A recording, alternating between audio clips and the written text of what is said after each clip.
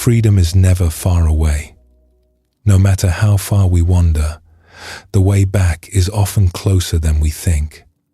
And tonight, that is where we will spend our time together, exploring the possibility that what we have been searching for is already here, already present, already as near as the next breath.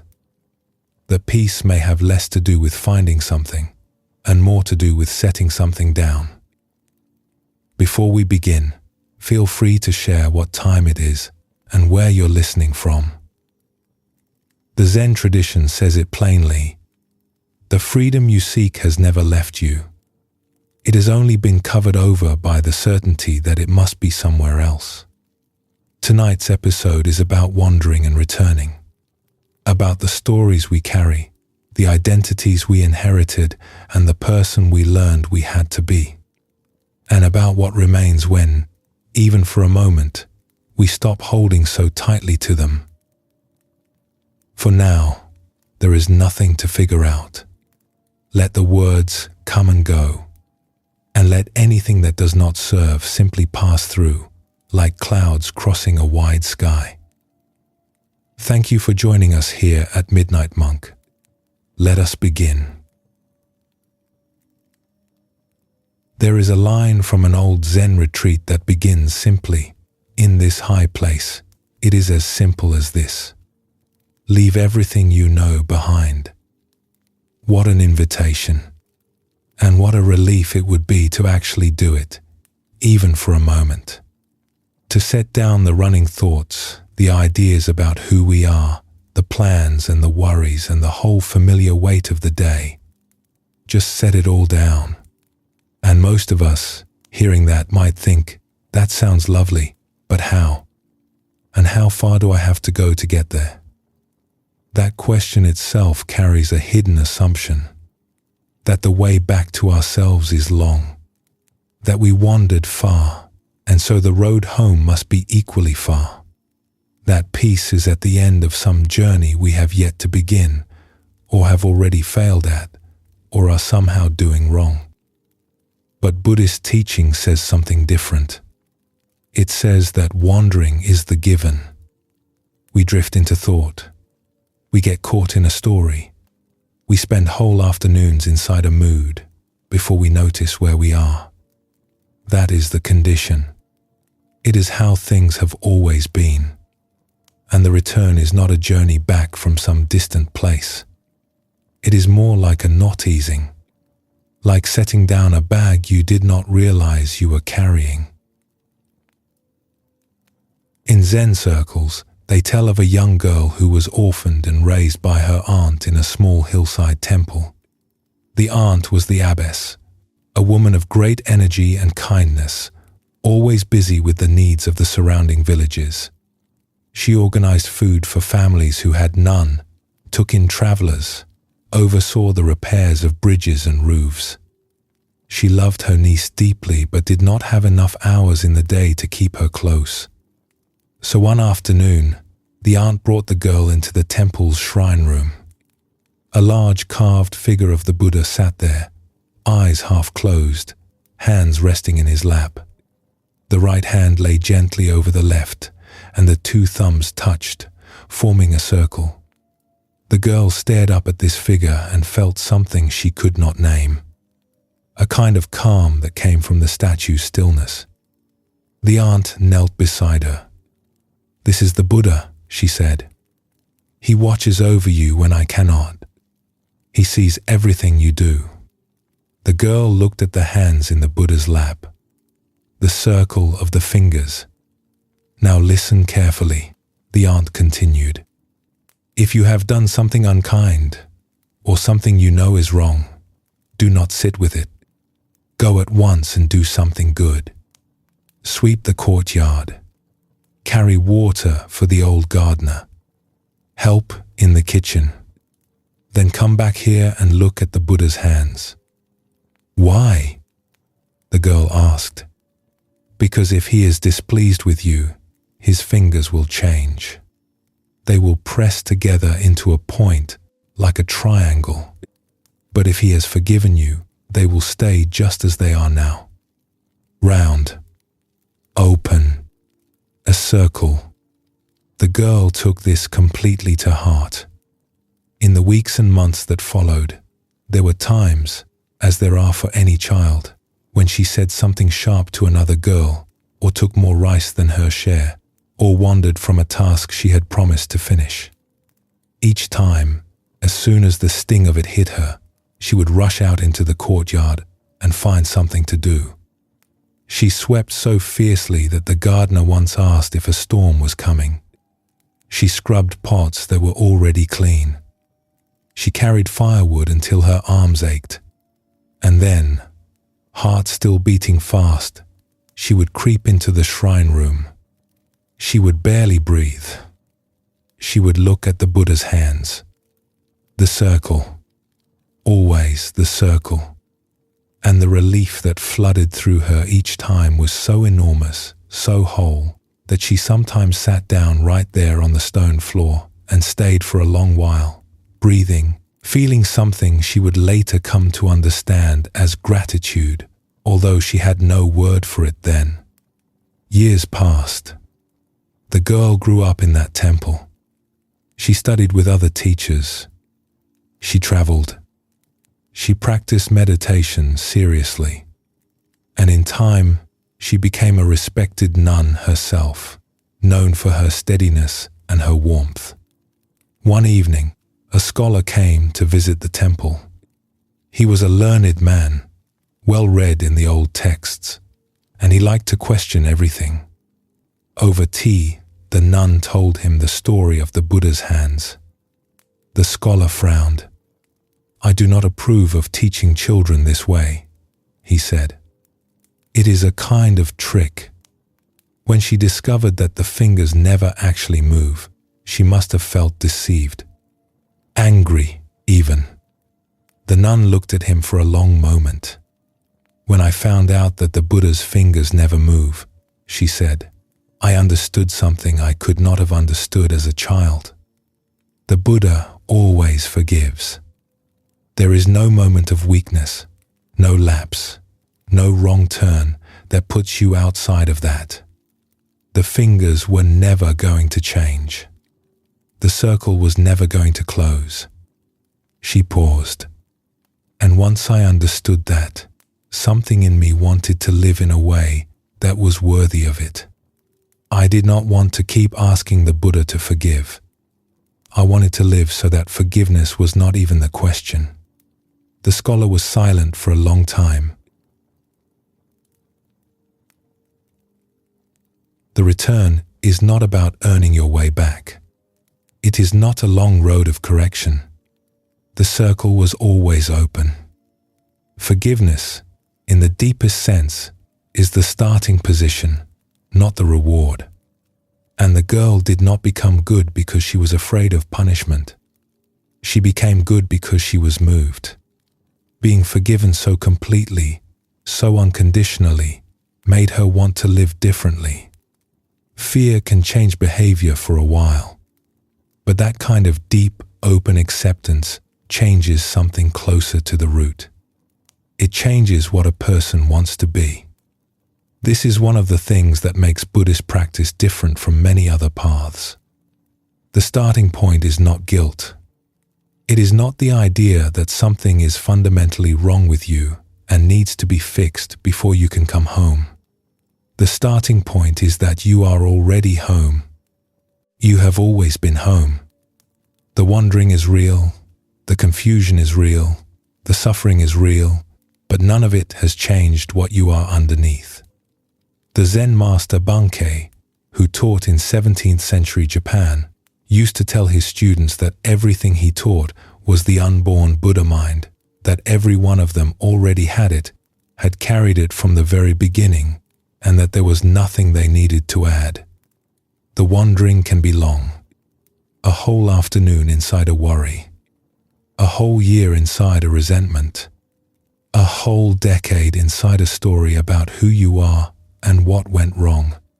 But the distance back is never equal to the distance out. It is always half a breath. One small loosening. One moment of recognizing where you are and letting go. And this is where most of us get tripped up, because we think of the return as a journey. We picture a road, a distance, a place to reach. And the metaphor of a journey, however comforting it sounds, quietly holds freedom at arm's length. If the return is a path you walk, then you are not there yet. You are always on the way, always approaching, always a few more steps from arrival. The Zen tradition is careful about this. It does not ask you to walk somewhere. It asks you to loosen a grip. The difference is everything. A journey takes time. A loosening takes one breath, maybe less. The Zen master Shunryu Suzuki once said that the purpose of practice is to notice that you are already home. To notice, not to arrive. The noticing is the arriving. And what makes this possible is something the tradition calls beginner's mind, the willingness to meet this moment as though you have never been here before. To set aside what you know, or think you know, just long enough to see what is actually here. And there is another piece of this that matters, which is what happens to self-blame once wandering is accepted as the given condition. Most people who sit down to meditate will spend the first stretch of time drifting. They will get caught in a thought, follow it for 30 seconds or 5 minutes, and then come back. And then do it again, and again. And many people treat each of those driftings as a failure, as evidence that they are bad at this, that their minds are too busy, too restless, too undisciplined. But if wandering is the given, then each of those moments of return is the practice. The wandering is not the failure. The return is not the correction. They are one movement, like breathing in and breathing out. And when you stop treating the wandering as a mistake, something softens. The shame drops away. The self-judgment thins. And what is left is simply this. You went out, you came back, and the coming back was always available. That is harder than it sounds, though, because the known world rebuilds itself quickly. Anyone who has ever sat in meditation knows this. You settle in. The thoughts slow down. There is a moment of openness, of space, of quiet. And then, within seconds, the whole landscape of concerns reconstructs itself. The plan for tomorrow reappears. The conversation from last week. The thing you forgot to do. All of it comes rushing back, as certain as ever, as real as ever. And here is where most of us make a small, understandable mistake. We take the speed of that rebuilding as proof that the openness was not real, that it was a flicker, a trick of relaxation, that the solid, busy, thinking world is the true one, and the openness behind it was just a gap. But the teaching runs the other way. The openness is what is real. The thoughts are guests, arriving and leaving. They are vivid while they stay, and they always leave. The speed at which they crowd back in is simply information about how strong the habit is. It is not evidence that the openness was an illusion. In the tradition of Japanese Zen, there is a custom that goes back centuries. When a master feels that his time is drawing near, he will sometimes write a final poem, a few short lines. Not a summary of his teaching, not a grand statement, but something closer to a last breath made visible. A gesture of release. In the winter of an old century, in a mountain temple that looked out over bare trees and a frozen stream, there lived a master who was 77 years old. He had taught for decades. His students filled several monasteries. His reputation was wide. A few days before the end, he called his students together. They gathered in the main hall, expecting instructions, expecting perhaps a final teaching, a discourse they could carry forward. Instead, he said, "When the time comes, bury this body in the ground. Do not hold any ceremony. Do not perform any service in my memory." His senior student, a monk who had been with him for over 30 years, spoke up. "But Master, there must be something. A chanting, a ritual. The other monasteries will expect it. Your students across the country will want to honor you. Who is the ceremony for?" the master asked. The monk hesitated. "For you," he said, "and for us." "If it is for me," the master said, "then let it be nothing. I came into this world carrying nothing. I will leave it the same way. And if it is for you, then understand that holding on is not the same as honoring." A young novice in the back of the room, a boy who had only been at the temple for a few months, leaned toward another monk and whispered, "Why would he not want us to remember him?" The older monk beside him thought for a moment and said, "He is not asking us to forget.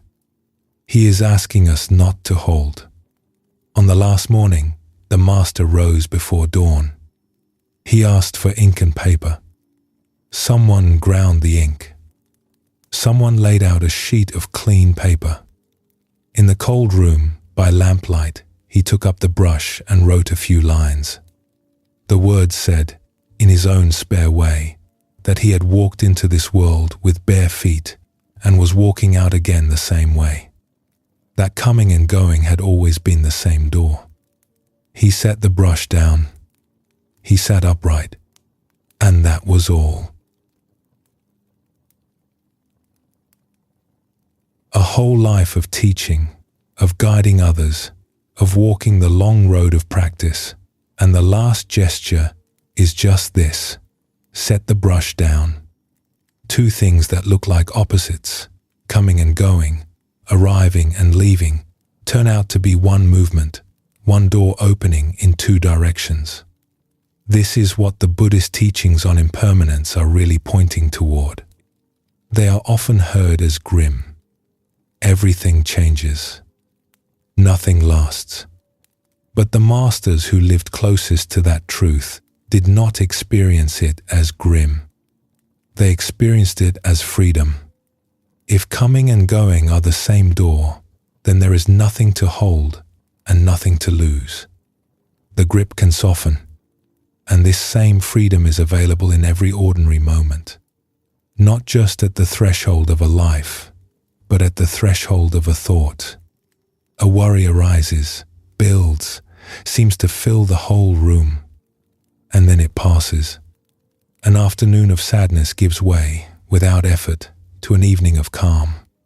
A week of busyness suddenly opens into a Saturday morning with nothing to do, and for a moment the whole sky is visible again. Each of these is a small version of setting down the brush. Each one is a return. The Buddhist tradition does not ask anyone to stop wandering. It simply says, notice when you have come back. Notice the moment the grip loosens. Notice the half-breath in which the world turns wide again. And do not waste that moment by immediately asking whether it is real, or whether it will last, or whether you deserve it. The circle was always open. The fingers never moved. As a way to let this settle, there is a small thing to try. Nothing effortful. Just this, for the length of one breath, see what it is like to set down what you know. Let the plans for tomorrow dissolve. Let the opinions about today thin out. Let the sense of who you are and what you need to do next simply loosen its hold. And then notice what happens. The familiar world will rebuild itself. The thoughts will return. The to-do list will reappear. That is fine. That is what minds do. But in the small gap before the rebuilding, there is something present that was there all along, waiting behind the noise. It does not need to be named. It does not need to be held onto. It is simply what remains when the grip softens. That is the half-breath. That is how close it always was. Whenever you are ready, we will continue together.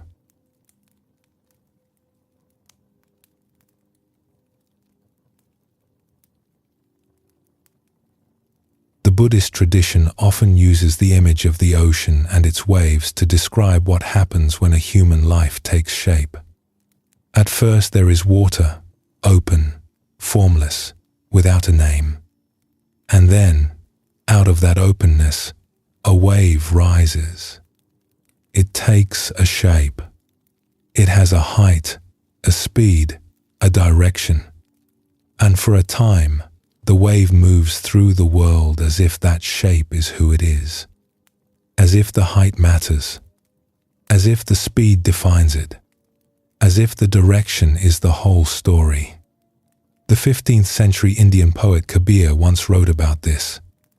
He said he had been thinking about the difference between water and the waves on it. Rising, water is still water. Falling back, it is water. And then he asked, because someone made up the word wave, do we really have to separate it from the ocean? That is where most of us live.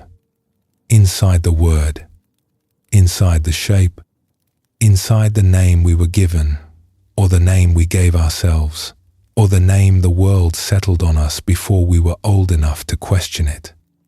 And the shape is real enough. It has edges. It has a history. It has habits and preferences and fears. But it is not the whole of who we are. Underneath the shape, the water has never changed. And most of us go decades without noticing the water. On a rainy evening long ago, on a mountain road in a province that no longer carries its old name, a traveling teacher was walking alone.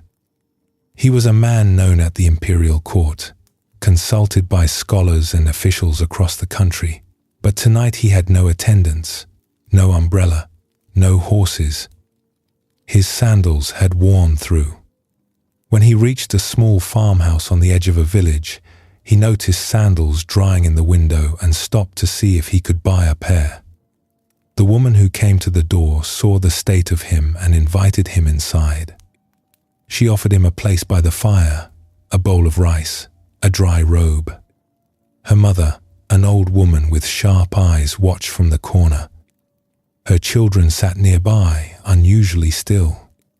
The traveler thanked her and asked if he might recite a sutra before the family shrine. She agreed, and for a few minutes the room filled with the sound of his chanting. Even the children were held by it. Afterward, they sat together over tea, and the traveler noticed the heaviness in the house. It was not visible in any single thing. The rooms were clean, the children fed, but there was a weight in the air, like weather, that would not break. "Your husband," the old mother said suddenly. "He is out." Again, the wife's face closed. "He plays dice," she said, "every evening. Sometimes he does not come home until morning. The children ask for him. I do not know what to tell them." The old mother shook her head. "In this house, that is his name. The gambler. That is what the neighbors call him. That is what the children will grow up knowing." The traveler listened. He said nothing. Late that night, the door opened. A man came in, wet, tired, smelling of smoke and the crowded rooms where dice were thrown. He stopped when he saw the stranger by the fire. "Who is this?" he demanded. "A traveler," his wife said. He needed a place for the night. The husband grunted and sat down heavily. He looked at the traveler with suspicion. "What do you do?" "I teach," the traveler said. Teach what? Whatever is needed. Something in the traveler's voice, or maybe something in the steadiness of his eyes, made the husband look away. There was a silence. The fire popped. "You could have been here tonight," the wife said, very quietly. "Your daughter asked for you." She asked 3 times. The husband stared at the floor. The traveler spoke then. "Life is brief," he said. "It moves faster than any of us expect. A night spent at dice is a night that does not come back. Your children are young now. They will not be young for long." He said it without scolding, without raising his voice. He said it the way someone might describe the weather. The husband looked up at him. "You talk like a monk." "I talk like someone who has watched time pass," the traveler said. Something shifted in the husband's face. Later, telling the story, the man would say it was like waking from a dream. He had been the gambler for so long, inside his own mind and inside the mind of his family, that he had forgotten there was any other shape he could take. The name had become the whole truth. And hearing this stranger speak, someone who did not know the name, someone who simply saw a man sitting by a fire with his family, was like having the whole story interrupted. The next morning, the husband walked the traveler down the road. 3 miles, then 5. He could not bring himself to turn back. He later became one of the teacher's most devoted students. This is how a name hardens into a self, and what it takes to wake from one. The husband was not a bad man. He was a man who had been wearing a shape so long that the shape had become invisible. The gambler. His wife said it. His mother-in-law said it. His neighbors said it. And he said it to himself, silently, every evening when he walked out the door. That is who I am. That is what I do. There is no other version of this life. 10 years of evenings had settled the question. The Buddhist word for this kind of blindness is avidya, sometimes translated as ignorance, but it really means something closer to not seeing. It is not stupidity. It is not a lack of intelligence.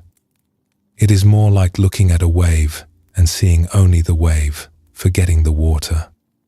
The shape becomes so vivid, so familiar, so seemingly solid, that what lies beneath it disappears from view. And the shape was never entirely wrong. Every wave has edges. Every person has habits, tendencies, a history. The Buddhist teaching here is subtle. The self we were trained to be is real, in the sense that a wave is real. It rises, it has a form, it moves.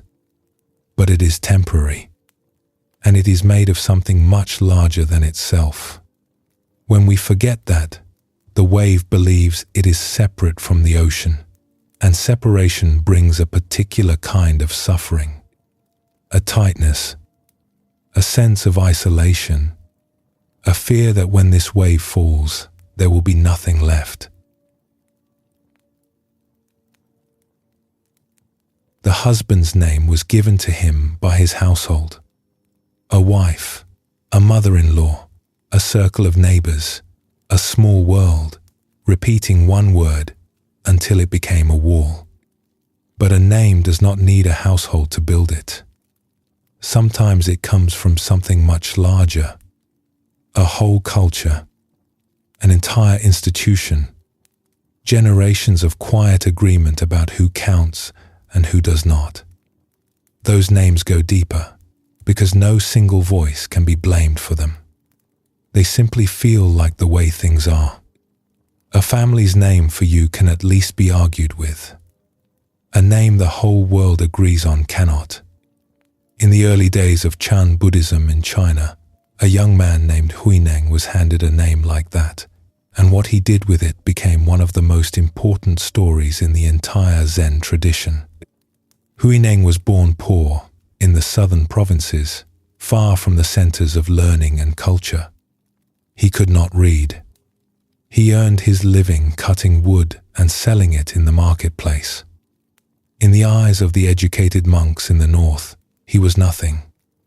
A laborer, a peasant from the borderlands. The monasteries of that time were sophisticated places, full of scholars who spent their days studying sutras, debating philosophy, writing commentaries. A man like Huineng would not have been welcome at the gate.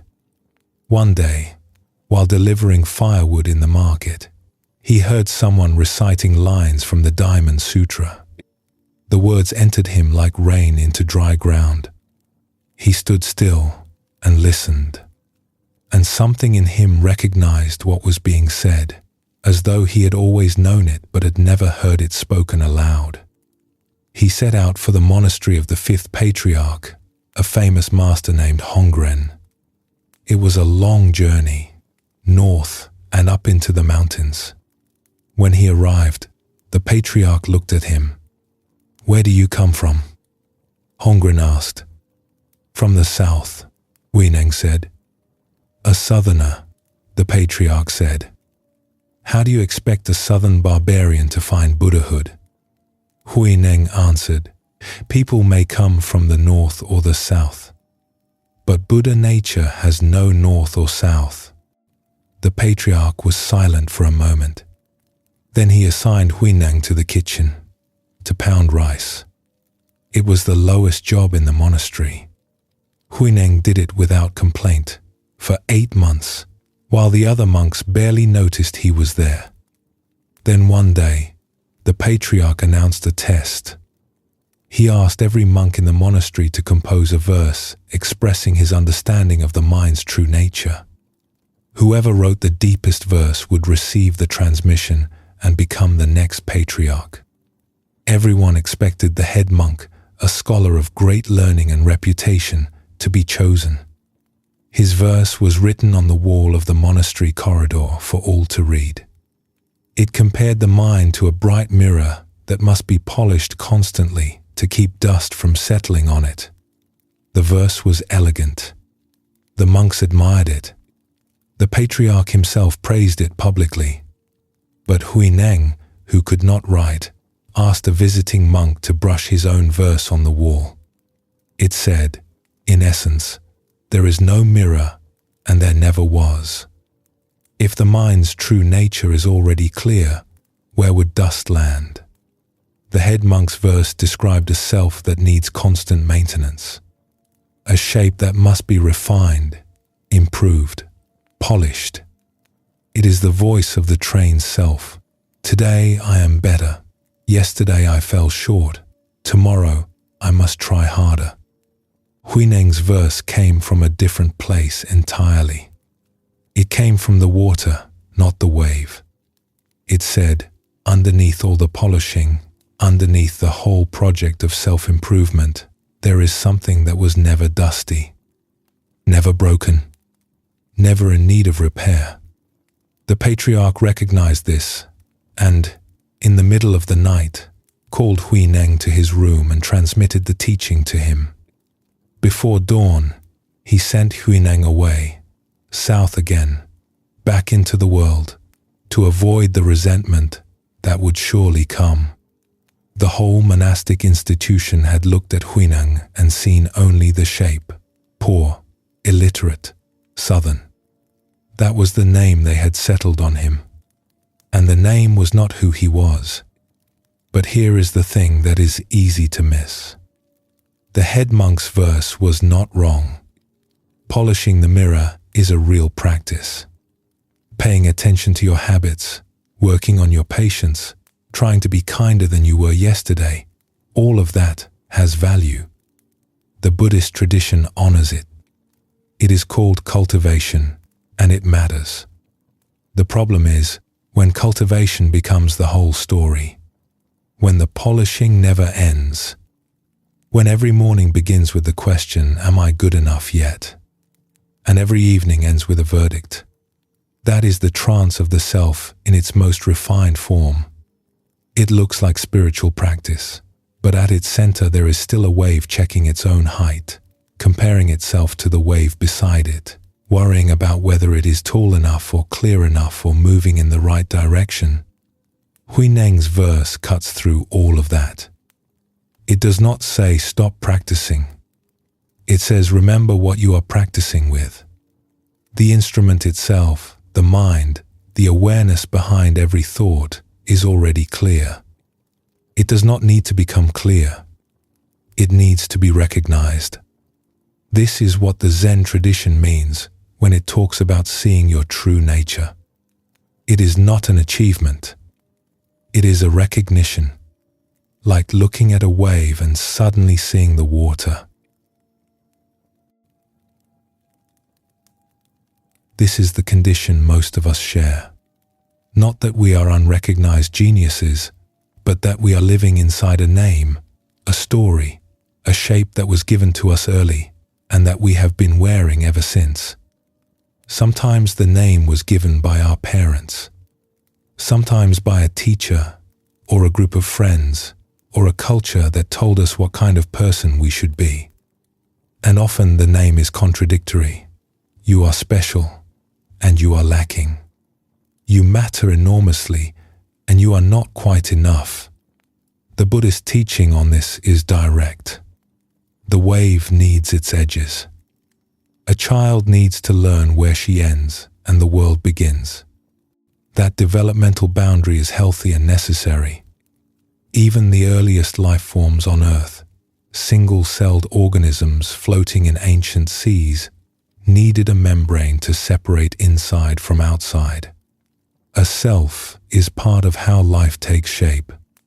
But there comes a point where the edges become walls, where the shape, which was once protective, becomes a kind of cocoon. And if the cocoon is never opened, it suffocates. The person inside it cannot breathe. She keeps polishing the mirror, improving the shape, refining the self she was told to be, and none of it brings rest. Because the problem was never the shape. The problem was believing the shape was the whole story.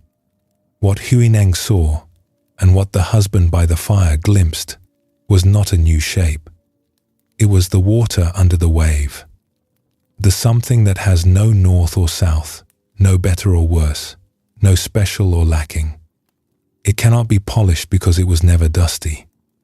It cannot be lost because it was never a possession. And the recognition of it, even for a moment, loosens the grip of the name.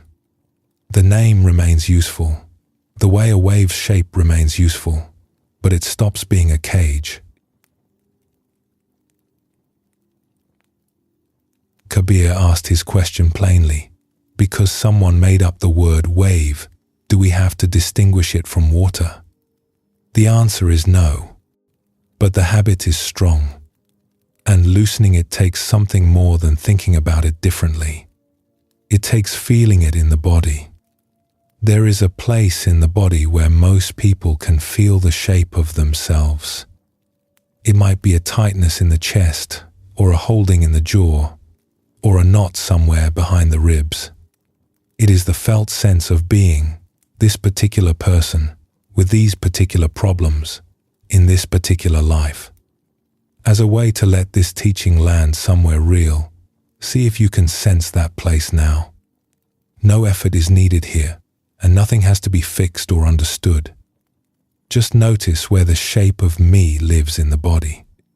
And then, for a moment, notice what surrounds that shape. The space around the tightness, the stillness behind the holding, something wider, something that has no edges, something that does not need a name. That is the water. It has been there all along. And the wave, for all its rising and falling, has never been separate from it. Let that be enough for now. We will pause for a moment and continue when you are ready.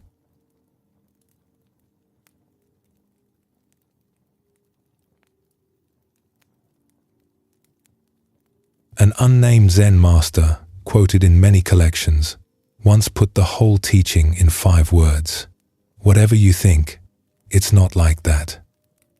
Whatever. The word covers everything, the careless thoughts and the careful ones, the wild guesses and the conclusions that feel most solid. Whatever you think, the living situation is always something other than the picture in your mind. This is one of the most unsettling teachings in all of Buddhism, and also one of the most freeing. Because we spend most of our hours inside a picture. There is a kind of narrator running at all times, just behind the eyes, telling us what is happening, who we are in the middle of it, what the other person meant by that remark, what will probably go wrong tomorrow, and what we should do about all of it. The narrator is confident. The narrator is fast. And the narrator almost never stops to say, by the way, this is a story. It might not be true. The Buddhist tradition calls this the world of concepts, and it does not say concepts are evil or dangerous. Concepts are tools. They are how a mind organizes the raw flood of experience into something manageable. Without them, we could not cross a street or remember a name or make a plan for dinner. The problem is not that concepts exist. The problem is that we take them for reality. We look at the picture on the screen and forget we are sitting in a room. The Irish poet and philosopher John O'Donoghue once put it this way. He said that we have reduced the wild, boundless presence of things by the small images we project onto them. We try to control what is alive and moving, to stake it down in ways we can manage. And in doing so, we lose something essential, the wildness, the aliveness, the sheer strangeness of being here at all. That is what this part of tonight's episode is about. The screen we live behind, the pictures we believe, and what happens when, even for a moment, we see through them. Long ago, in a mountain temple in China, there lived an elderly monk who had given his entire life to keeping the precepts. He was meticulous. He had memorized every rule, followed every guideline, observed every boundary with care. He ate at the right hours, slept at the right hours, walked at the right pace. He was, by every outward measure, a model of Buddhist discipline.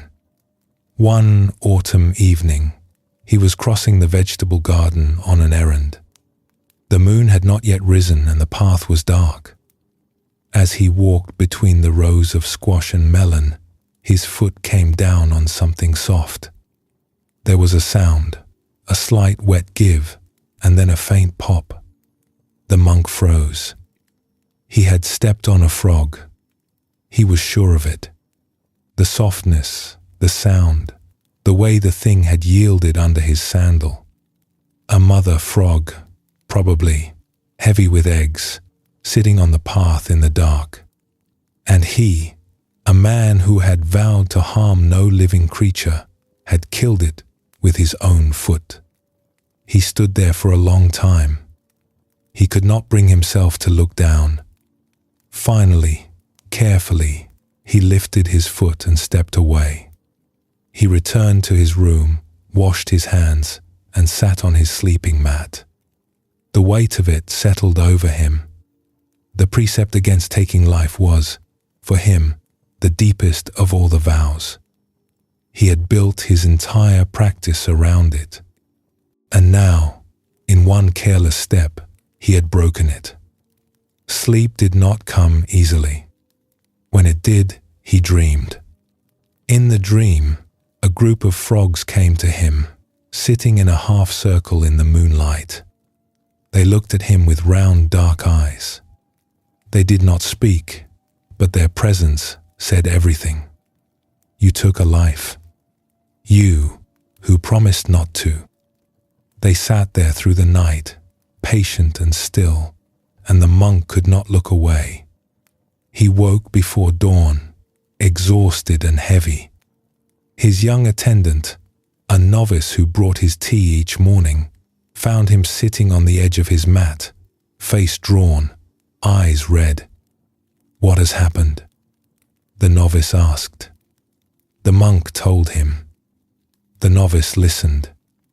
Then he said, "Show me where." They walked together to the garden. The sky was turning grey. The rows of squash and melon were just visible in the early light. The monk pointed to the place on the path.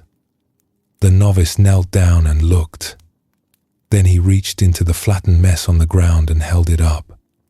It was an overripe eggplant.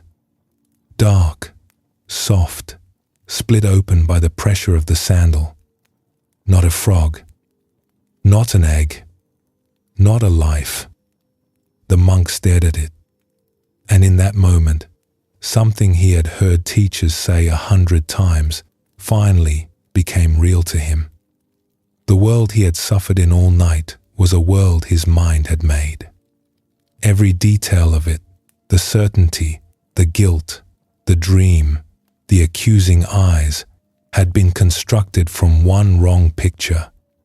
And the picture had been so convincing, so complete, so vivid, that he had never once questioned it.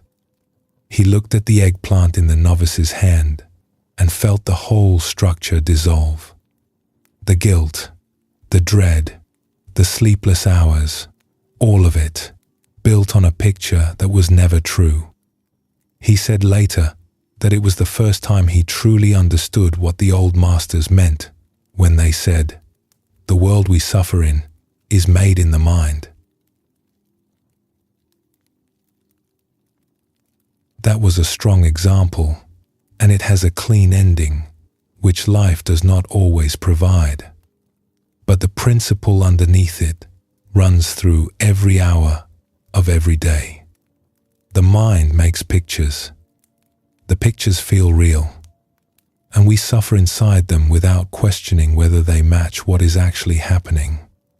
The Tibetan teacher, Tsoknyi Rinpoche, describes the thinking mind as something very sticky. It is always reaching out through the senses to catch hold of something, always pulling up a memory or reaching ahead to anticipate what comes next. Always busy taking hold. And once it takes hold, it makes the thing it holds into a fact. The sound becomes a frog. The tone of voice becomes anger. The silence becomes rejection. And the mind does this so quickly, so seamlessly, that the gap between the raw event and the story about it is invisible. We do not experience a sound and then a thought about the sound. We experience the frog. We experience the rejection. The story has already been written by the time we notice anything at all. Think of the last time you were sure someone was angry with you. The slightly clipped tone of a message. The way they walk past without making eye contact. The 1,000 small observations that the narrator stitched together into a story. They are upset. It is probably about what I said last week. I knew I should not have said that. And then, maybe hours later, maybe days later, the person mentions they had a headache, or were running late, or were thinking about something else entirely. The whole story evaporates. But the suffering inside it was completely real while it lasted. It is as if we live behind an invisible screen. The mind produces a running display of images, predictions, interpretations, and judgments, and we watch this display as though it were a window onto reality. We do not notice that it is a screen. We do not notice that we are watching a movie. And because we do not notice, we react to the movie as though it were the thing itself. We argue with the images. We reach for the images. We are afraid of the images. And the whole time, reality is something other than what the screen is showing. This is not a small realization. It sits at the center of what the Buddha taught. In the Satipatthana Sutta, the foundational text on mindfulness, the instruction is to observe thoughts arising without identifying with them, to see them as events in the mind, the same way you might watch clouds forming and dissolving in a sky. The clouds are vivid. They have shape and color and movement, but no one would mistake a cloud for the sky. The practice is seeing thoughts as clouds, seeing the story as a story, seeing the narrator as a narrator rather than as the voice of truth. And when that seeing happens, even briefly, the Irish philosopher was right. Something wild comes back, something ungovernable. The thing that was alive and moving before the mind pinned it down and gave it a name. Zen teachers sometimes call this just this, as in, what is actually here, right now, before the commentary. Just this breath, just this sound, just this moment of being alive, which the mind has been too busy to notice.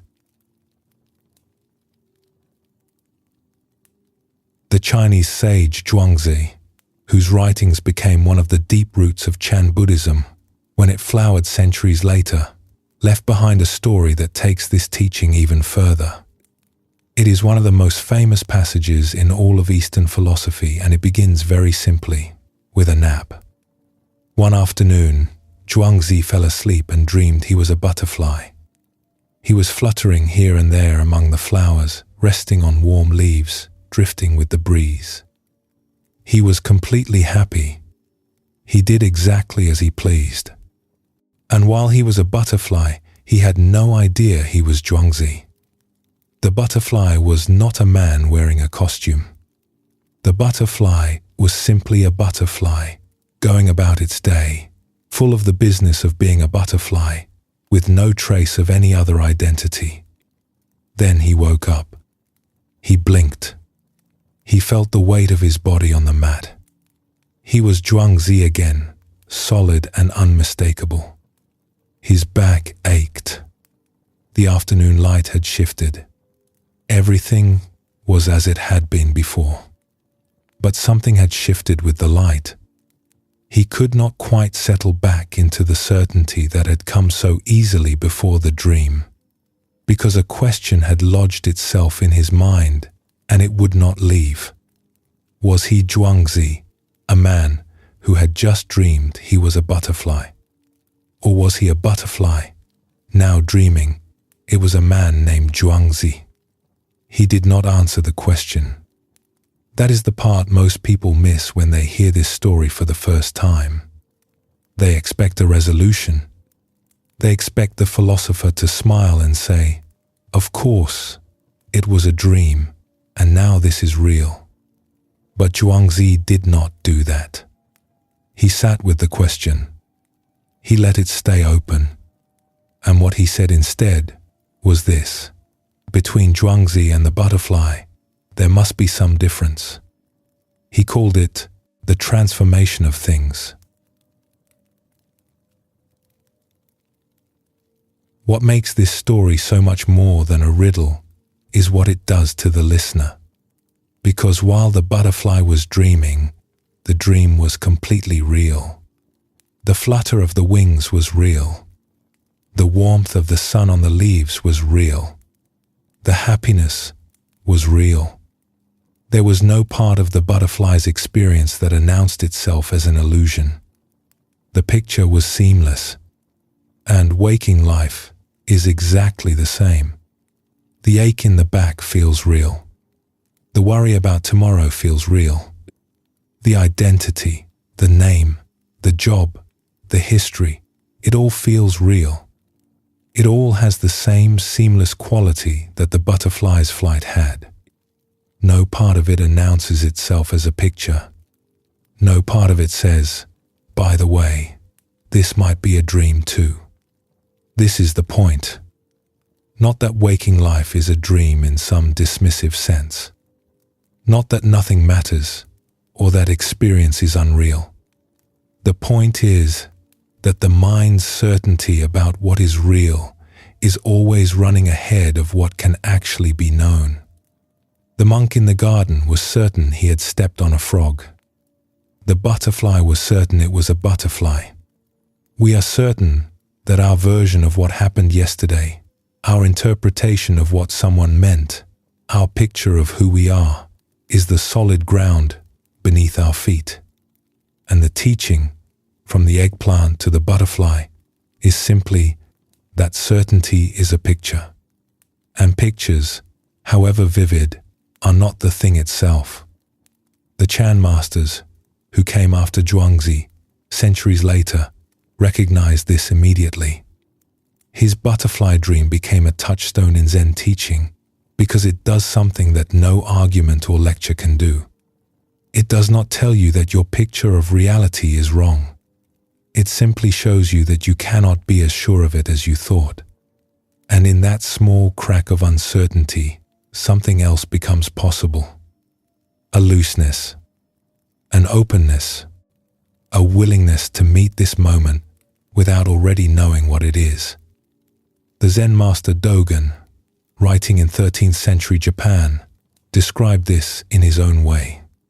He said that to study the self is to forget the self, and to forget the self is to be at home in all things. When the narrator's version of who you are and what the world is falls away, even for a moment, what remains is not emptiness. It is intimacy, a closeness with things as they are, before the commentary begins, before the mind decides whether it is a man or a butterfly, or a frog or an eggplant, or a good day or a bad one. That is where life actually lives, in the moment before the label, in the space before the narrator speaks. As Zhuangzi himself might put it, in the instant after waking, before you decide which dream you are in. This teaching lives in the smallest moments. A walk in the morning where, for a few steps, the running commentary stops and the street becomes vivid. The color of the sky, the sound of someone's footstep, the feel of air on the skin. All of it was there a moment ago, but the narrator was too busy describing the day ahead to let it in. Or a conversation with someone you know well, where for a few seconds you stop running the usual script, stop predicting what they will say, stop preparing your response, and just listen. And in that listening, the person in front of you becomes larger, realer, more alive than the picture you were carrying of them. These moments happen more often than we think.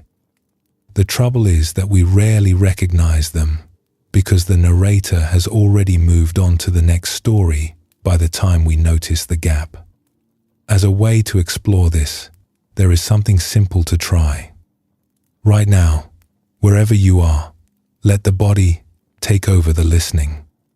Let 80% of your attention settle into what you can feel, the weight of the body, the temperature of the air, the small sounds at the edge of hearing.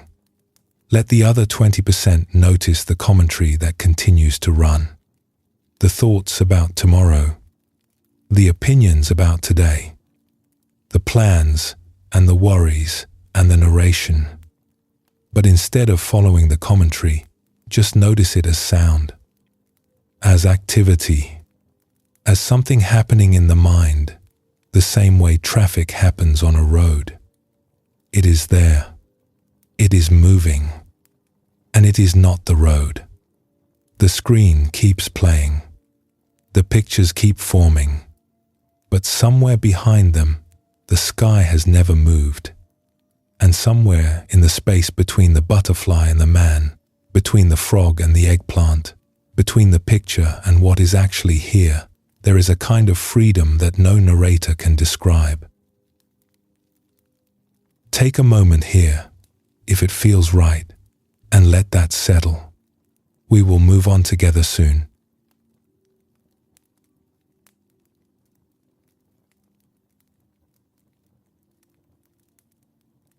The Buddha, as summarized by the Thai forest master Ajahn Buddhadasa, reduced the whole of his teaching to a single sentence: Nothing whatsoever should be clung to as I or mine.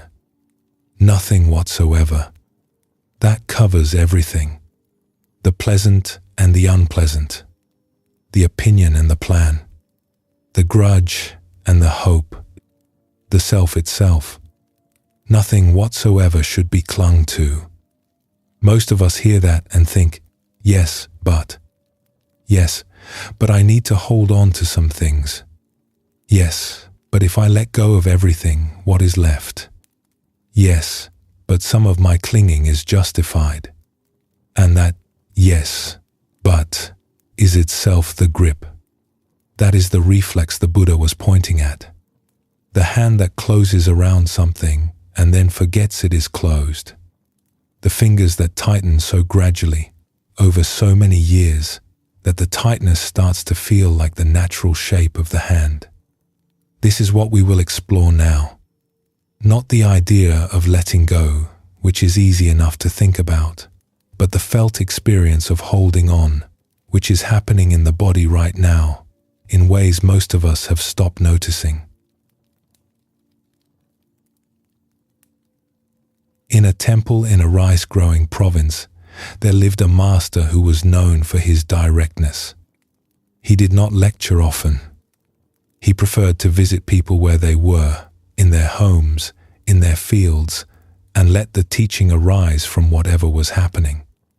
One of the temple's loyal supporters was a farmer, a man who gave generously to the monks and came faithfully to every teaching. But over the years, his visits had grown heavier. He would linger after the other students left, and his conversation always circled back to the same subject, his wife. She was not unkind, he said. She fed the family well. She kept the house in order. But she could not spend. Every coin that came into the household was held, counted, stored. She refused to buy new cloth even when the old was threadbare. She would not lend rice to neighbors even in years when the harvest was good. She kept a running count of every expense and reviewed it aloud each evening, her voice tight, her fingers working the beads of her counting cord. The farmer did not know how to talk to her about it. He had tried many times, and she would listen with a closed face and change nothing. Their grown daughter who lived nearby had tried too. Nothing moved. One afternoon, without announcement, the master walked to the farmhouse and knocked on the gate. The wife opened it. She recognized him and let him in, but her welcome was careful. She served tea in her best cups but watched the level in the pot. The master sat with her in the main room. He asked about her parents, about the harvest, about the health of her children. She answered plainly, with the guarded courtesy of a woman who suspects she is being managed. Then the master did something unexpected. He held his right hand up in front of her, fingers pressed together in a tight fist.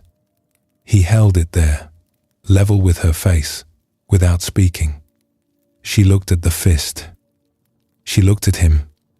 If this hand were always like this, he said, what would you call it? She frowned. Deformed, she said.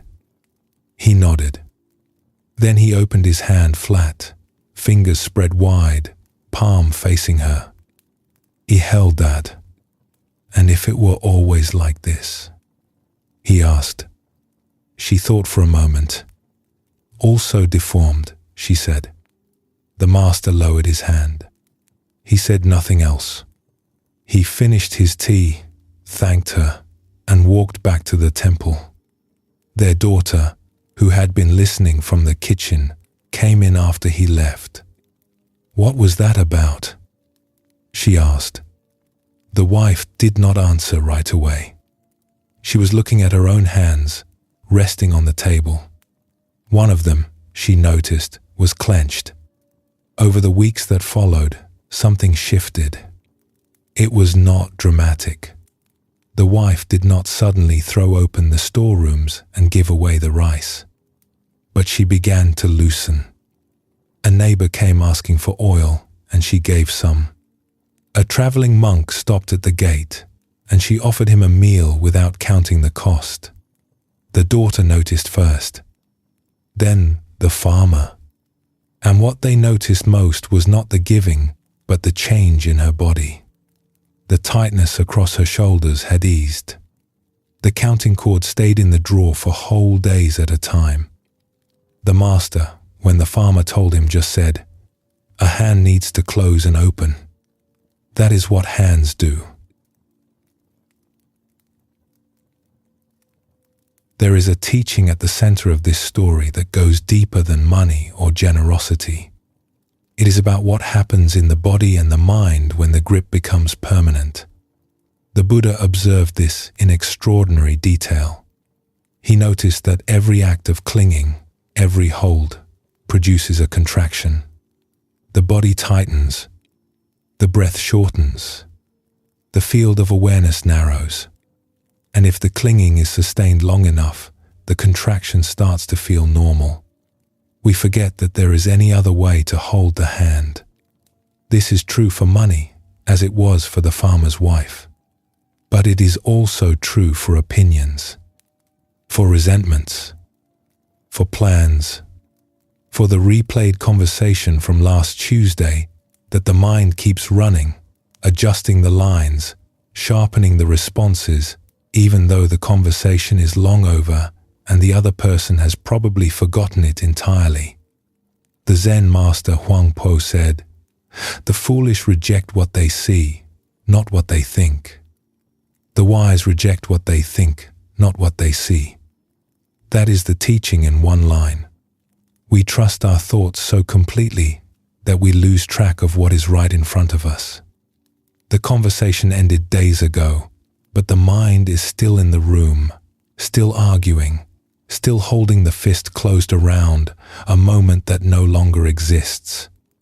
And the strangest part of clinging is that it works in both directions.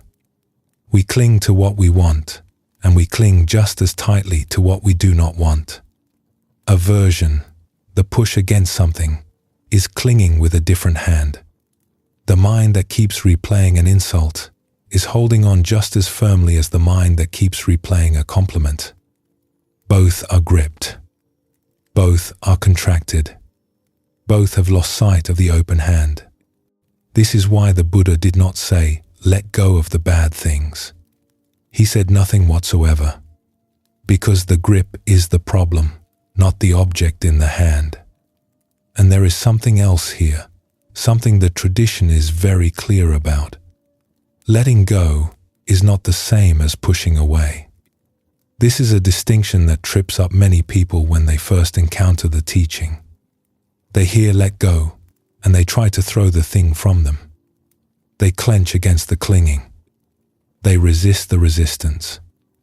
And of course, that is just another form of gripping, a second fist closed on top of the first. The Zen tradition has a softer image for what letting go actually looks like. It is more like setting something down than like throwing it away. The way you set down a cup when you are finished drinking. The cup is not the enemy. The tea was fine. You simply do not need to hold the cup any longer. That is the whole movement. And it is intimate, not forceful. It happens close to the body, close to the breath, in the small space between the impulse to hold and the willingness to open. The body knows this better than the mind does. A held breath releases on its own when the holding is noticed. A clenched jaw softens when attention touches it. The body has been practicing release since before we had language. The mind, which learned to grip much later, could learn from the body's older wisdom. On a mountain trail, under an old cedar tree, a Chan master and his student stopped one afternoon to eat. The student was a young monk who had been studying for years. He had read the sutras. He had sat through long retreats. He had memorized teachings and could recite them at length. and yet he felt no closer to understanding than he had on his first day. They ate in silence, rice and vegetables, the sound of the wind in the branches above them. When the meal was finished, the student could not hold the question any longer. "Master," he said, "how do I enter? All these years of study, all this practice, and I still feel like I am standing outside a door. How do I get in?" The master did not answer. He sat still, looking at the trees, at the sky, at the trail stretching below them. Nearly 5 minutes passed. The student shifted on the rock, preparing to ask again. Then the master spoke. "Can you hear the sound of that mountain stream?" The student had not been listening. He had been thinking about his question, about his failure, about what the master's silence meant, about what was wrong with his practice. His mind had been so full of its own noise that the actual world around him had disappeared. The cedar tree above him, the trail below, the valley stretching out in late afternoon light, none of it had been there for him. He was sitting in the most beautiful place he had visited in years, and he might as well have been in a locked room. But now, as the master's question landed, the thinking paused. And into the pause came a sound. Faint at first, almost below hearing. The murmur of water over stones, somewhere far below the trail, coming from the valley where a stream ran through the trees. It had been there the whole time. Through the meal, through the question, through the long silence. The stream had not stopped. The student's hearing had simply been occupied elsewhere. "Yes," the student said. "I can hear it." "Enter from there," the master said. That was all. Enter from there. From the hearing. From the place where thinking gives way and the world comes back. From the sound that was always present, but that the mind's commentary had covered over. The master did not give him a technique. He did not assign a practice. He simply pointed to what was already happening, right here, right now, in the pause between thoughts. Years later, a layman who had heard this story told it to another teacher and posed a clever question. Because the young monk said he could hear the stream, the master could tell him to enter from there.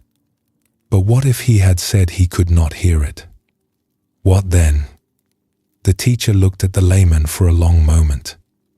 Then he called out his name, sharply. "Yes, master," the layman said, startled. "Enter from there," the teacher said. That second exchange opens the whole teaching wide. Because the layman was trying to find the edge case, the situation where the method would fail. And the teacher showed him that there is no edge case. The stream was one doorway. The name was another. Any moment of hearing, any flicker of awareness, any instant in which the thinking mind pauses and something comes through, that is the entrance. There is no moment that is not a doorway, if the grip loosens enough to notice it. The doorway is always where you are. That is what both of these stories point toward. The closed hand and the open hand. The stream and the name. The moment the grip softens, the moment the thinking pauses, the world is already here. It was never waiting for us to arrive. We were the ones who left. And this is what clinging actually costs. Not morally, not as a spiritual failing, but practically, in the body, in the day. Every moment spent inside the replayed argument is a moment the stream cannot be heard. Every hour spent rehearsing tomorrow's worry is an hour the sky is invisible. The grip does not protect us. It simply makes us smaller. It narrows the field of what we can notice, what we can feel, what we can receive. The Zen tradition sometimes describes the return from thought to presence as surfacing from a dream. You have been underwater, inside the story, and then something breaks the surface. A sound, a touch, a shift in the light, and suddenly, the whole wide world is here again. The street you were walking down without seeing. The person sitting across the table whose face you had stopped noticing. The taste of the tea that went cold while you were busy thinking. The Chinese master Linji, one of the founders of the Rinzai Zen lineage, put it bluntly. He said, "When hungry, eat. When tired, sleep." His students thought this was a joke. Everyone eats when they are hungry. Everyone sleeps when they are tired. But Linji's point was that almost nobody actually does. Almost everyone eats while thinking about something else. Almost everyone lies down while replaying the day. The simplest acts of living are colonized by the thinking mind, and we are so used to this that we have forgotten what eating actually tastes like when the mind is not somewhere else. That is what the master on the mountain was pointing to when he said, "Enter from there." From the hearing, from the tasting, from whatever is happening right now, underneath the commentary. The entrance has never been closed. The grip was the only thing blocking it. These moments of surfacing are available all day long. The practice is not to stop thinking. The practice is to notice when the hand has closed and to let it open. Not to force it open, not to pry it apart, but simply to notice the grip, the way the wife finally noticed her own clenched fist on the table, and let whatever wants to soften, soften. There is a way to feel this directly, right now, without effort. Notice if there is a place in the body that is holding. It might be the jaw, the shoulders, the space behind the eyes, the belly. Somewhere, right now, the body is gripping something, even if the mind cannot name what it is. And rather than trying to release it, just feel it. Let the attention rest on the holding itself. Not to fix it, not to change it, but to know it. To feel its shape. To notice how long it has been there. Sometimes, just being felt is enough for a grip to soften. Not always. Not completely, but a fraction. A small opening in the fist. And in that small opening, something comes through. The sound of the stream. The feel of the air. The width of the room. The world that was here all along, waiting behind the commentary. This is not something that needs to be done perfectly or completely. A hand that opens even slightly lets in more than a hand that stays clenched. And the opening can happen 100 times a day, in the smallest moments, setting down the phone, pausing before replying, taking one breath between the end of a task and the beginning of the next. Each of those pauses is the stream. Each one is the master calling your name. A hand that can close and open. That is all the practice asks. Rest here for a moment. Then, gently, we will keep walking.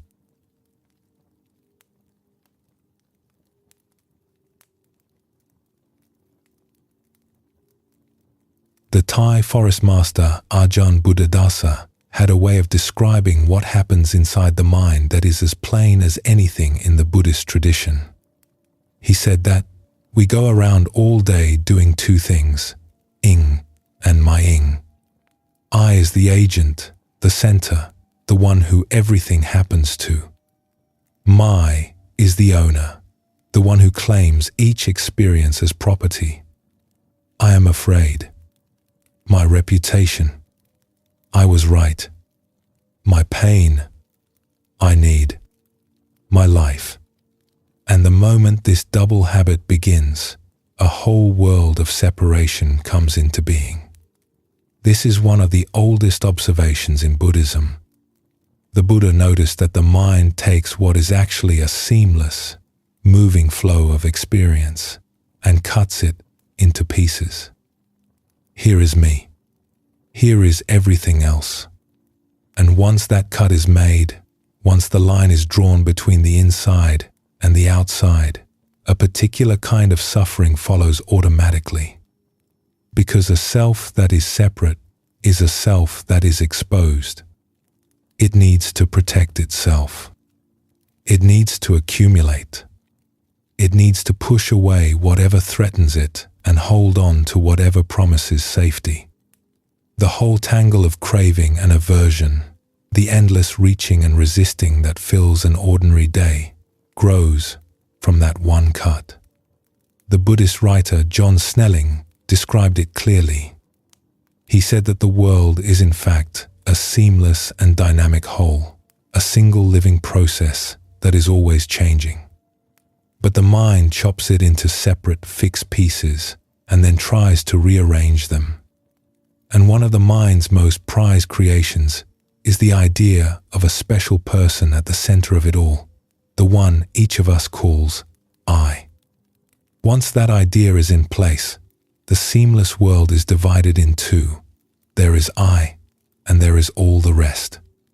And the distance between them is where suffering lives. The early Buddhist texts remember a time when this cut ran so deep that even the Buddha himself could not mend it. In a large monastery, 2 senior monks had been teaching side by side for years. One was a teacher of the discipline, the rules, and guidelines that governed monastic life. The other was a teacher of the discourses, the philosophical teachings, and the practices of meditation. They respected each other's learning. They shared meals. Their students moved freely between them. Then one day, a small thing happened. One of the discourse teacher's students left a water dipper in a basin after using it. According to the discipline, the dipper should have been emptied and returned to its place. The discipline teacher noticed, and he mentioned it to the discourse teacher, who shrugged it off. It was a dipper. It was water. What did it matter? But to the discipline teacher, it mattered. Rules were not suggestions. Discipline was the foundation of the whole monastic life. If a dipper could be left, what else could be left? Where would it end? The discourse teacher, in turn, felt that his colleague was making a minor lapse into a test of loyalty. He had done nothing wrong. His student had done nothing wrong. This was about control, not about water. They argued. And then they stopped arguing, which was worse, because the silence between them hardened into camps. Students took sides. Meals were eaten separately. The corridors of the monastery, which had once been open and easy, became territories. The Buddha heard about this. He came to the monastery and sat with both teachers, together and separately. 3 times he asked them to let the matter go. 3 times he spoke about the cost of holding on to being right, about how the sense of I am right and you are wrong is one of the sharpest forms of separation there is. They listened politely. They did not change. And then the Buddha did something that no one expected. He left. He walked out of the monastery alone, without attendants, without announcing where he was going, and made his way into the forest.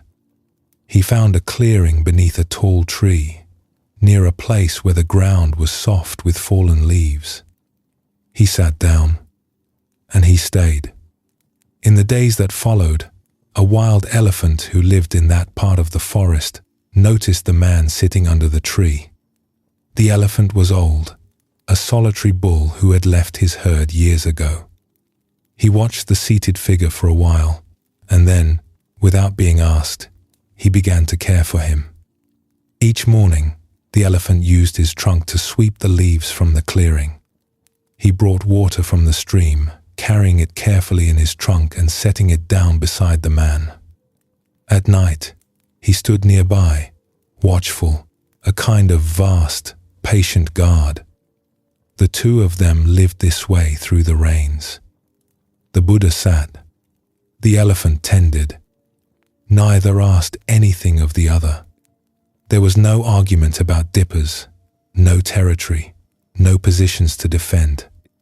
Just the clearing, the tree, the rain, and a silence that held everything without effort. Back at the monastery, something else was happening. The villagers who had supported the monks for years, who had brought rice and cloth and oil each morning, began to pull back. Not with anger, but with a kind of quiet turning away. Doors that had once opened early now opened late, or not at all. Alms bowls came back lighter.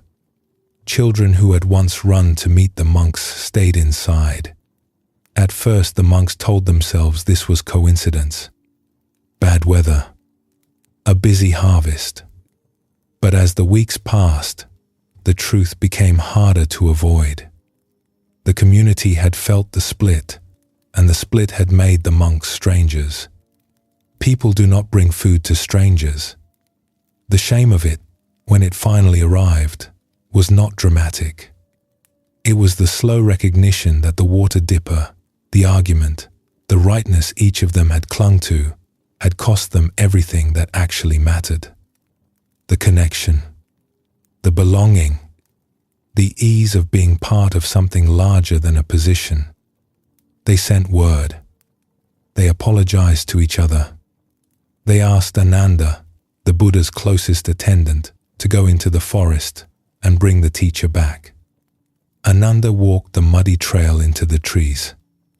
He found the clearing, the tall tree, the elephant standing at a distance, and the Buddha sitting as if he had never left. When the two monks were at their most entrenched, each of them was certain that he was right. And that certainty felt like solid ground. It felt like the one thing that could not be questioned. But what the certainty actually did was shrink them. It narrowed their world to the size of a position.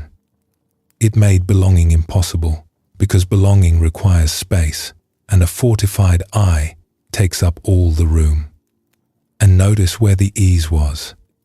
It was not in the monastery, where hundreds of monks were organizing around a dispute about a dipper. It was in the forest, where one man and one elephant sat together in the rain without needing to be right about anything. The elephant did not sweep the clearing because he was told to. He did not bring water because he owed it. There was no transaction, no negotiation, no boundary to protect. Just the simple movement of one being caring for another, with nothing in the way. That is what belonging looks like when the I has not drawn its line. And the monks, back in the monastery, could not feel it, because the line was everything. The position was everything. Being right was the only ground they had, and they could not let go of it until the cost became unbearable. This is something most of us know from the inside, even if we have never fought over a water dipper. Think of the last time you were caught in a strong reaction. Anger, blame, fear, the cold certainty that someone has wronged you. In those moments, the sense of I is enormous, and the sense of connection is gone. The world outside the fortress cannot be trusted. Other people become threats, or annoyances, or obstacles. And the strange thing is that even the fear or the anger does not feel like just a passing weather system. It feels like mine, my anger, my hurt. And because it is mine, letting go of it feels like losing something, like giving up ground. So the hand stays closed, the loneliness deepens, and the two quietly feed each other. Buddhadasa's point is that the trouble begins with the my. The experience arises, the anger, or the fear, or the disappointment, and that is one thing.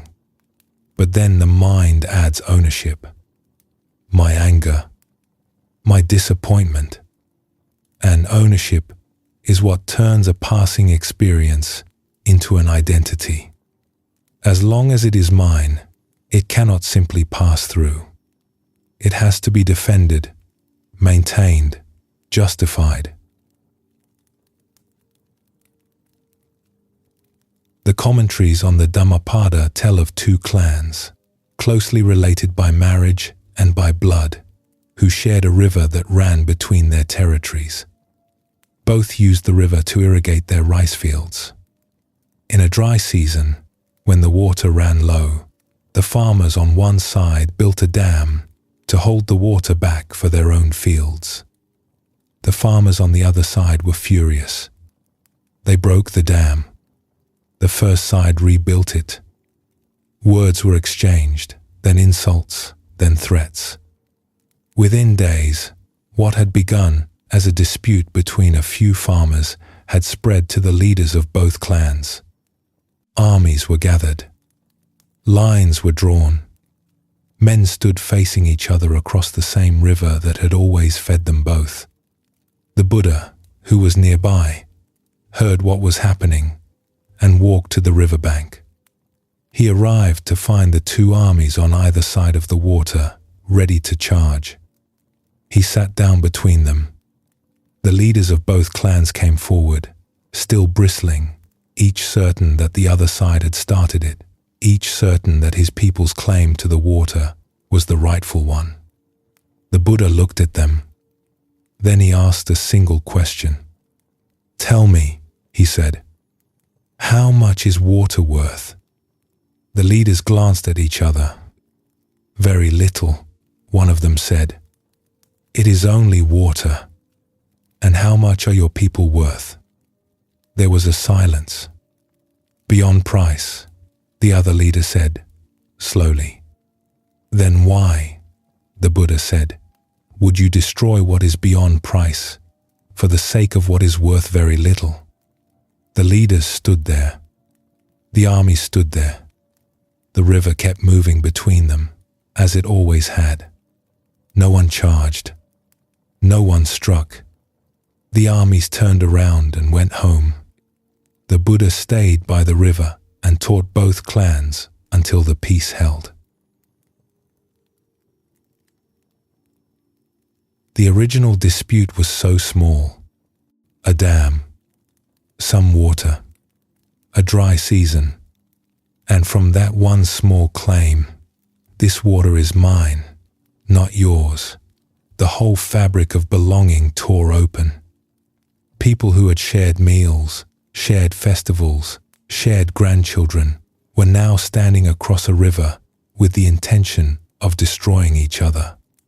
The mine had swallowed everything. This is what Buddhadasa meant by meing. It is the mind's habit of stamping ownership on experience. My water, my side, my position, my rightness. And once the stamp is there, the thing that was simply part of the shared world becomes territory to defend. The body tightens around it. The heart narrows. The other person, who was a neighbor yesterday, becomes an enemy today. And the strangest part is that the fiercer the defense, the smaller the world becomes. By the time the armies were facing each other, neither side could see anything except the river. Everything else, the marriages, the children, the years of sharing, had disappeared behind the fortress of mine. The Buddha's question cut through all of it in a single stroke. How much is water worth? Very little. How much are your people worth? Beyond price. The math was so simple that neither leader could argue with it. And in that moment of seeing, the grip loosened. The fortress opened. And what had been there all along, the connection, the shared life, the belonging that the dispute had hidden, came back into view. The Dhammapada, the Buddha's most widely known collection of teachings, opens with this very principle. He abused me, he struck me, he defeated me, he robbed me. Those who hold such thoughts, the Buddha says, will never still their hatred. Those who let such thoughts go will find peace. Hatred is never ended by hatred. Only by love is hatred ended. This is an ancient truth. This is not a teaching about being passive or about pretending that wrongs do not matter. It is a teaching about what the grip costs. The leaders of those two clans were not wrong to care about water. Farmers need water. Their families need to eat. The dispute was real. But the mind that grew around the dispute was something the mind added on top of it, and it was the added layer, never the water itself, that nearly destroyed both sides. Belonging is the natural condition. It is what is already here when the fortress of I softens. The elephant in the forest did not need to be taught how to care. The two clans did not need to learn to share. They had been sharing for generations. They only needed to be reminded of what the mind had covered over. The Zen master Thich Nhat Hanh described this in everyday terms. He said that when you look at a flower, you can see the whole universe in it. The rain that fed it, the soil that held it, the sun that opened it, the hands that planted the seed. Nothing exists alone. Every separate thing, looked at closely, turns out to be connected to everything else. And the same is true of a person. Looked at closely, the boundaries of I become porous. The food you ate was grown by someone else, in soil you have never touched, under a sky you may never see. The words you speak were taught to you by people who learned them from others, going back through generations you cannot count. And in moments of real belonging, in moments of connection with another person, with a place, with the plain fact of being alive, this is what comes through. The line dissolves. The fortress opens. And what was always there, the wholeness that the mind had divided into pieces, is simply here again. As a way to let this settle into the body rather than the thinking mind, try this. Bring to mind a recent moment of reactivity. Something small is fine. A flash of irritation. A pang of worry. A moment when you felt separate, or unseen, or defensive. Do not replay the event. Just notice how big I felt in that moment. How much space the sense of self was taking up. Whether the body was tight or open. Whether the world outside the reaction felt close or far away. And then notice what is here now. The room, the air, the sounds, the body at rest. How much space there is when the reaction is not running. That space was there during the reaction too. It is always there. The fortress just makes it hard to see. Take one slow breath here, and when it has come and gone, we will walk on together.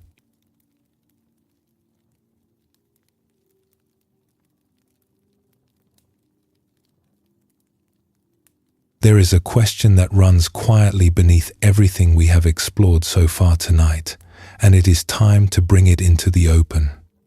If clinging makes us small, if separation causes suffering, if the fortress of I blocks the belonging that is our natural condition, then why do we do it? What is wrong with us? The Buddhist answer is nothing.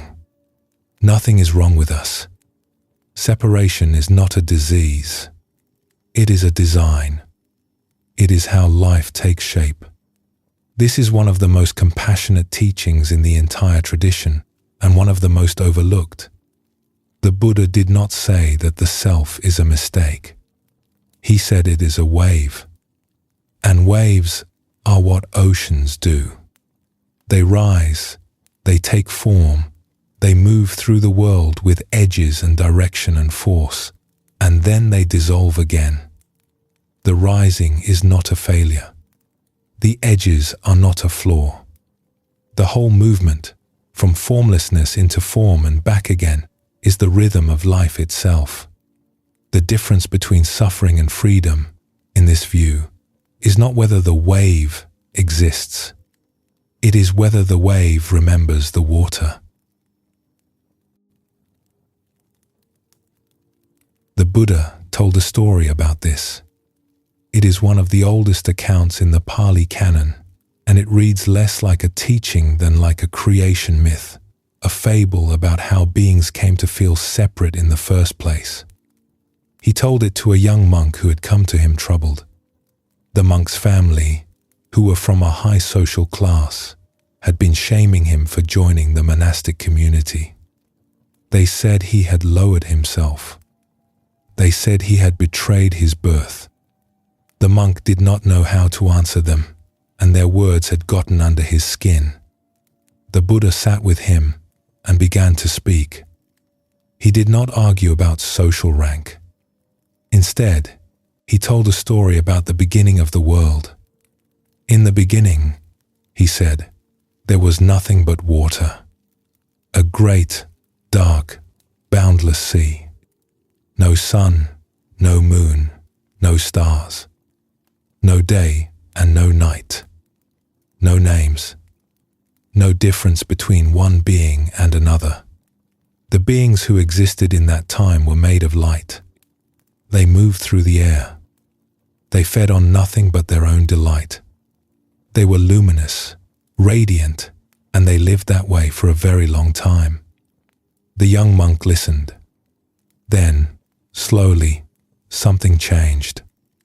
The water began to recede, and as it did, a substance appeared on its surface. It was like the skin that forms on warm milk as it cools. It had color and fragrance, and a taste like wild honey. And one being, curious, touched this substance with the tip of a finger and tasted it. What happened? The monk asked. Craving arose. The Buddha said. That being tasted the sweet earth and wanted more. And then the others, seeing the first one taste it, came and tasted it too. And as they fed on this substance, their light began to fade. The luminosity that had been their nature grew dim, and in its place, the sun and the moon appeared. Day and night began, and the beings' bodies, which had been light and formless, grew heavier, more solid, more distinct from one another. The Buddha continued. He described how, as the bodies became more solid, differences appeared. Some beings were more beautiful than others. Pride arose among the beautiful ones. The sweet earth disappeared, and in its place came plants and grains.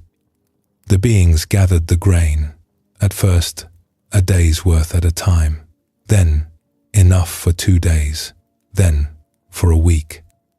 And as they stored, they began to mark boundaries. This field is mine. That field is yours. And where boundaries are, the Buddha said, there is the taking of what is not given.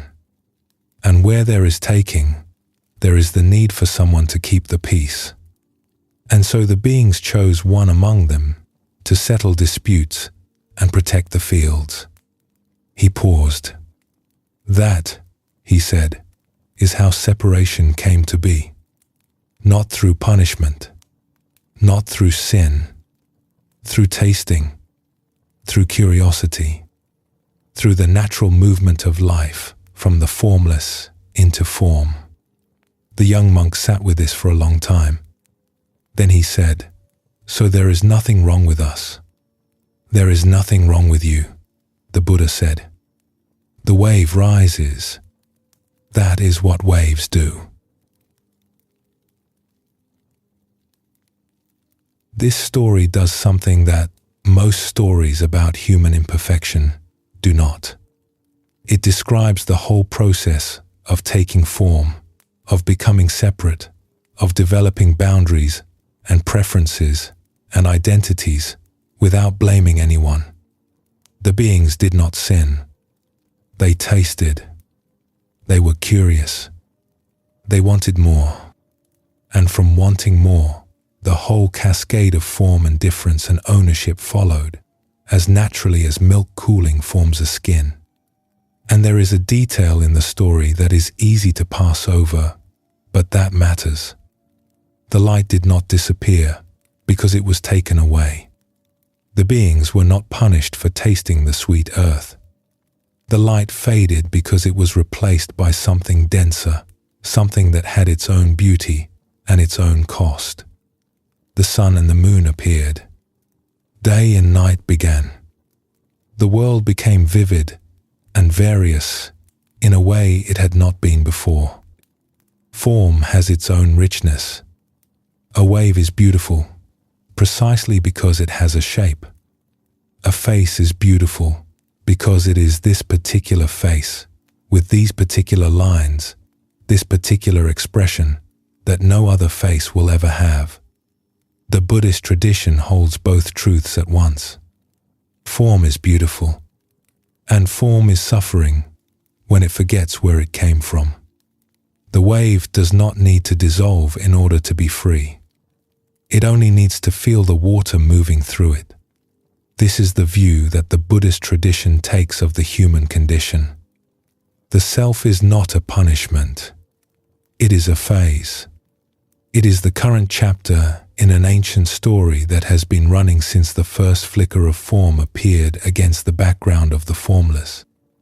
And waking up, in this tradition, is not about destroying the self or punishing it for existing.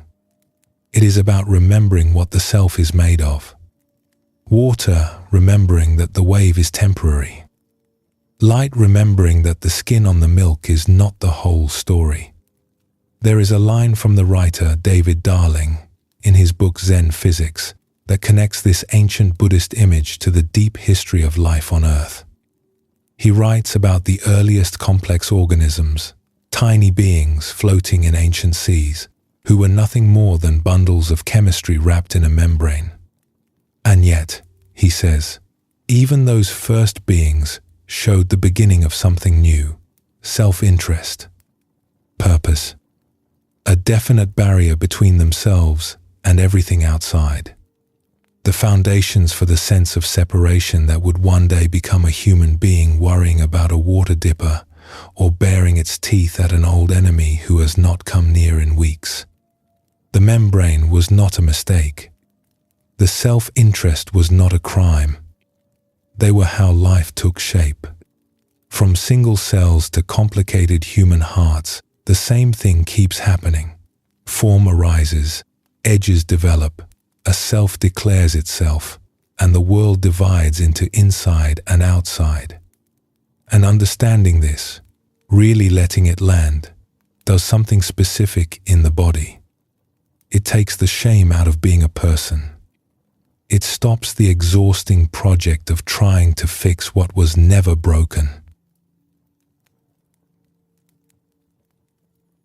An elderly nun kept a small temple at the edge of a village, in a river valley far from any capital. She had spent most of her life in practice, and she was known for two things: her stillness in meditation and her willingness to sit with anyone who came to her in trouble. One afternoon, a woman arrived at the temple gate. She was a widow who ran a dye works at the edge of the village. Her hands were stained blue from years of working with indigo. Her face was tight. Her breathing was shallow. She sat down across from the nun and said, "I am angry. I have been angry for so long that I do not remember what came before it. I am angry at my workers, who are slow. I am angry at the merchants, who cheat me. I am angry at the weather, which ruins the drying. I am angry at my own hands, which ache. I know this anger is eating me from the inside. I can feel it, but knowing that does not make it stop. The nun listened without moving. What can I do? The woman asked. There is a practice, the nun said, and it will work, but you must do it exactly as I describe. The woman leaned forward. Each day, the nun said, 108 times, you will bow.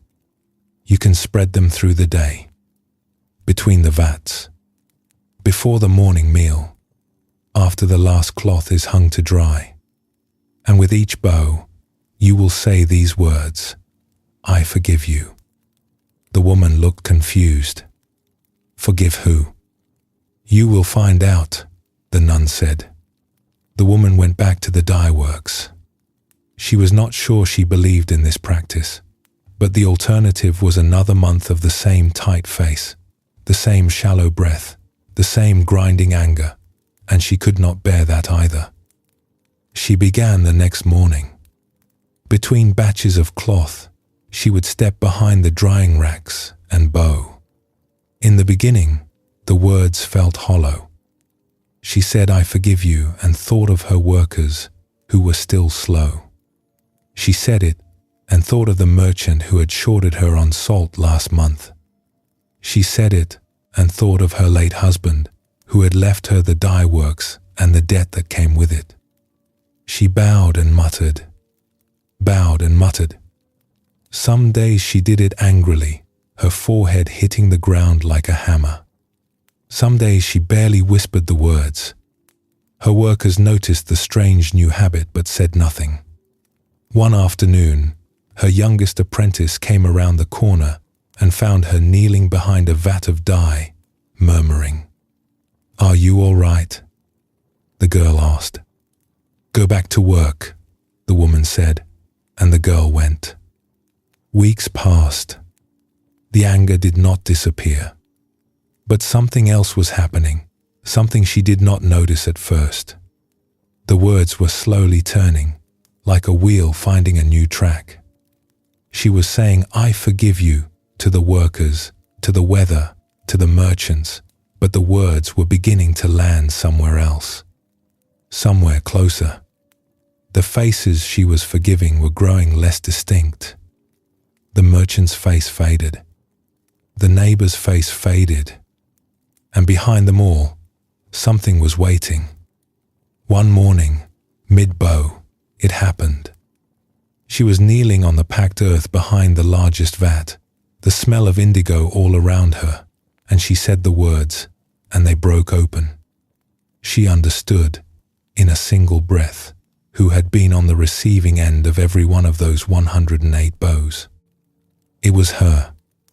She had been angry at herself for not being stronger, for not being able to hold the dye works together the way her husband had, for not being the kind of woman who could handle all of this without cracking, for being tired, for being afraid, for being human. She wept there behind the vat, on her knees, with blue-stained hands pressed to the ground.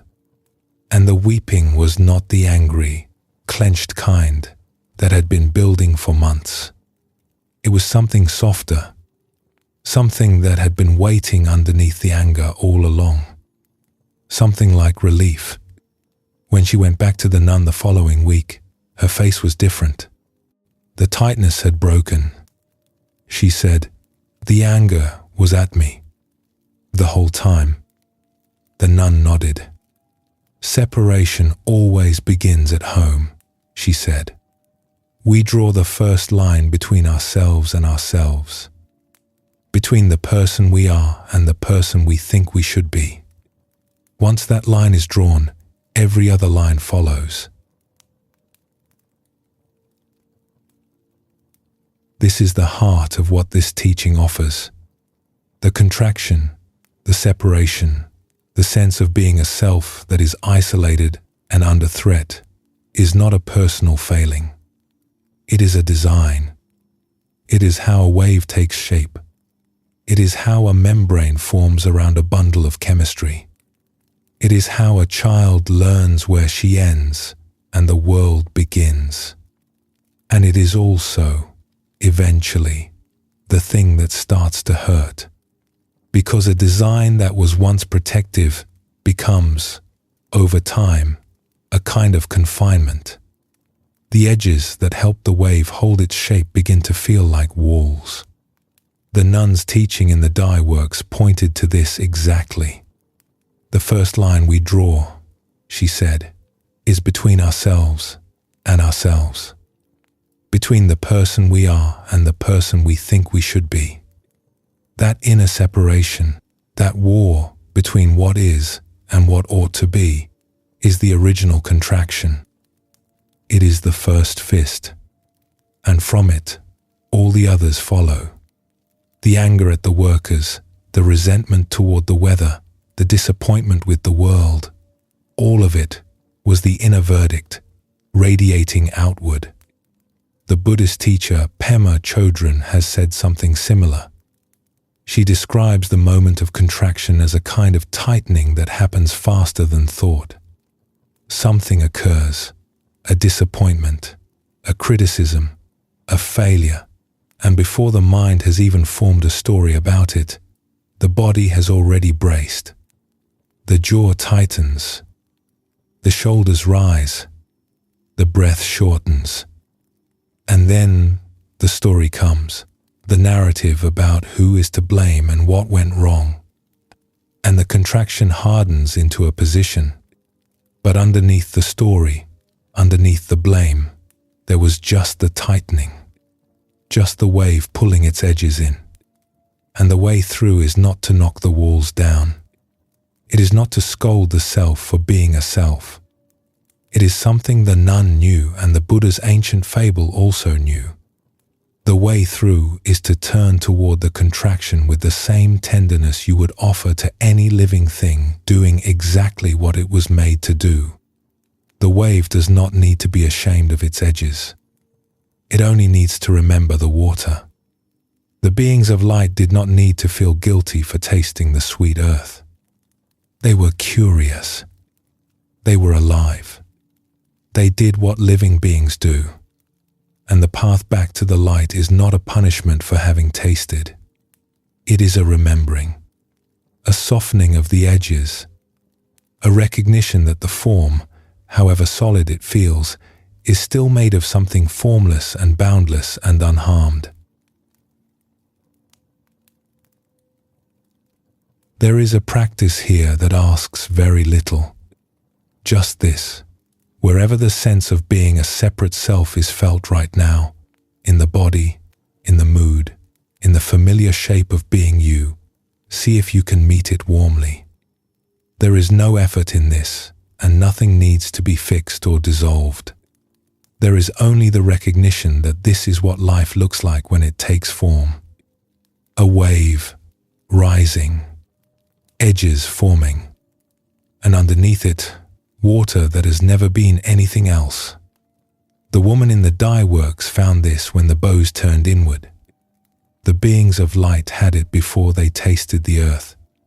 And it is here now, in this moment, in the space between the shape and the substance.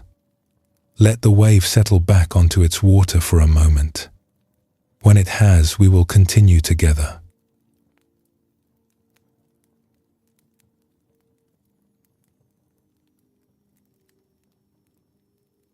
Zen has an old saying, one that the Master Dogen loved to teach on. A painted rice cake cannot satisfy hunger. A picture of food, however detailed, however beautifully drawn, feeds no one. And what is true of rice cakes is true of people. A thought about someone, however accurate, however lovingly assembled, is a painting. It cannot be met. It cannot meet you back. Only the living person can do that. This is where the evening turns. We have spent our time with the pictures the mind paints and the grip that holds them. Now we come to what is left when the pictures are set down. And what is left, the Buddhist tradition says, is not less than the pictures. It is more. It is wider, brighter, and closer than anything the thinking mind can hold. The early Buddhist texts tell of King Suddhodana, the Buddha's father, and of what happened when his son finally came home. The king had not seen his son in years. The young man who had left the palace, who had given up the throne and the inheritance and the future that had been prepared for him, had become a wandering teacher. Reports had reached the king, fragments carried by travelers and merchants. His son was surrounded by followers. His son was living on donated rice, sleeping under trees, teaching in open fields. His son, who should have been ruling a kingdom, was walking barefoot through the dust. When word came that the Buddha was approaching the city, the king prepared. He dressed in his finest robes. He ordered his carriage.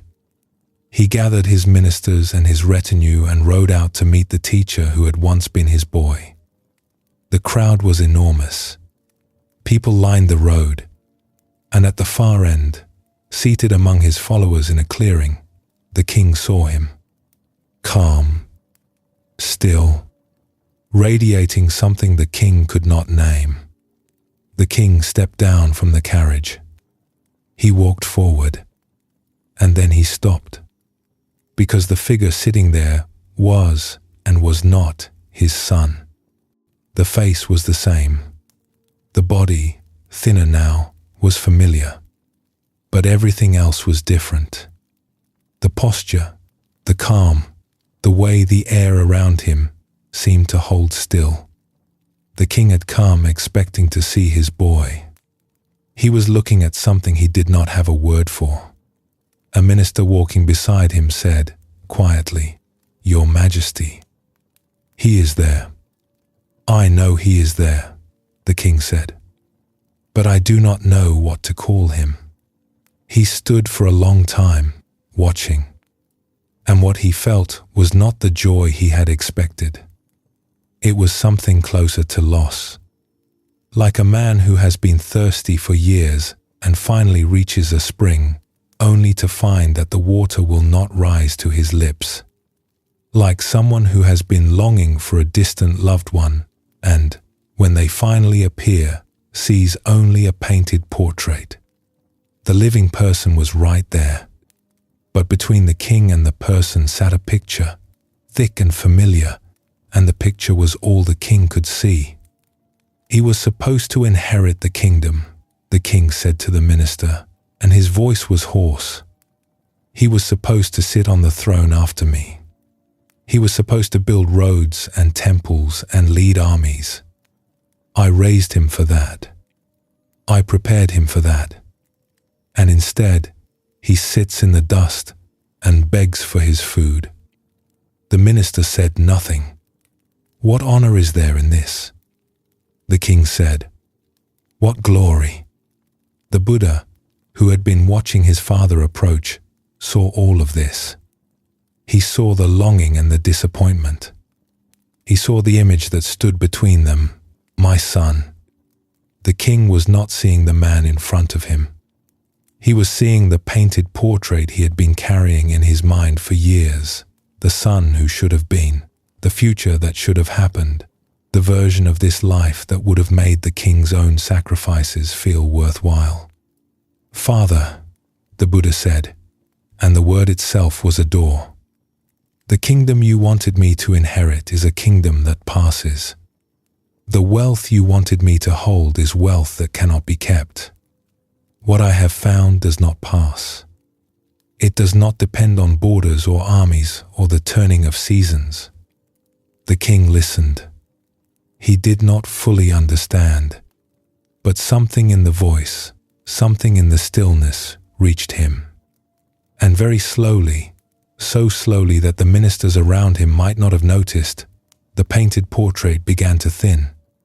The my son that had been blocking his sight began to dissolve. And what came through was not the boy he had lost, and not the teacher the crowds had come to see. It was the person sitting in front of him, right now, without a label. After that, the king took up practice. He did not return to the palace the same man who had left it.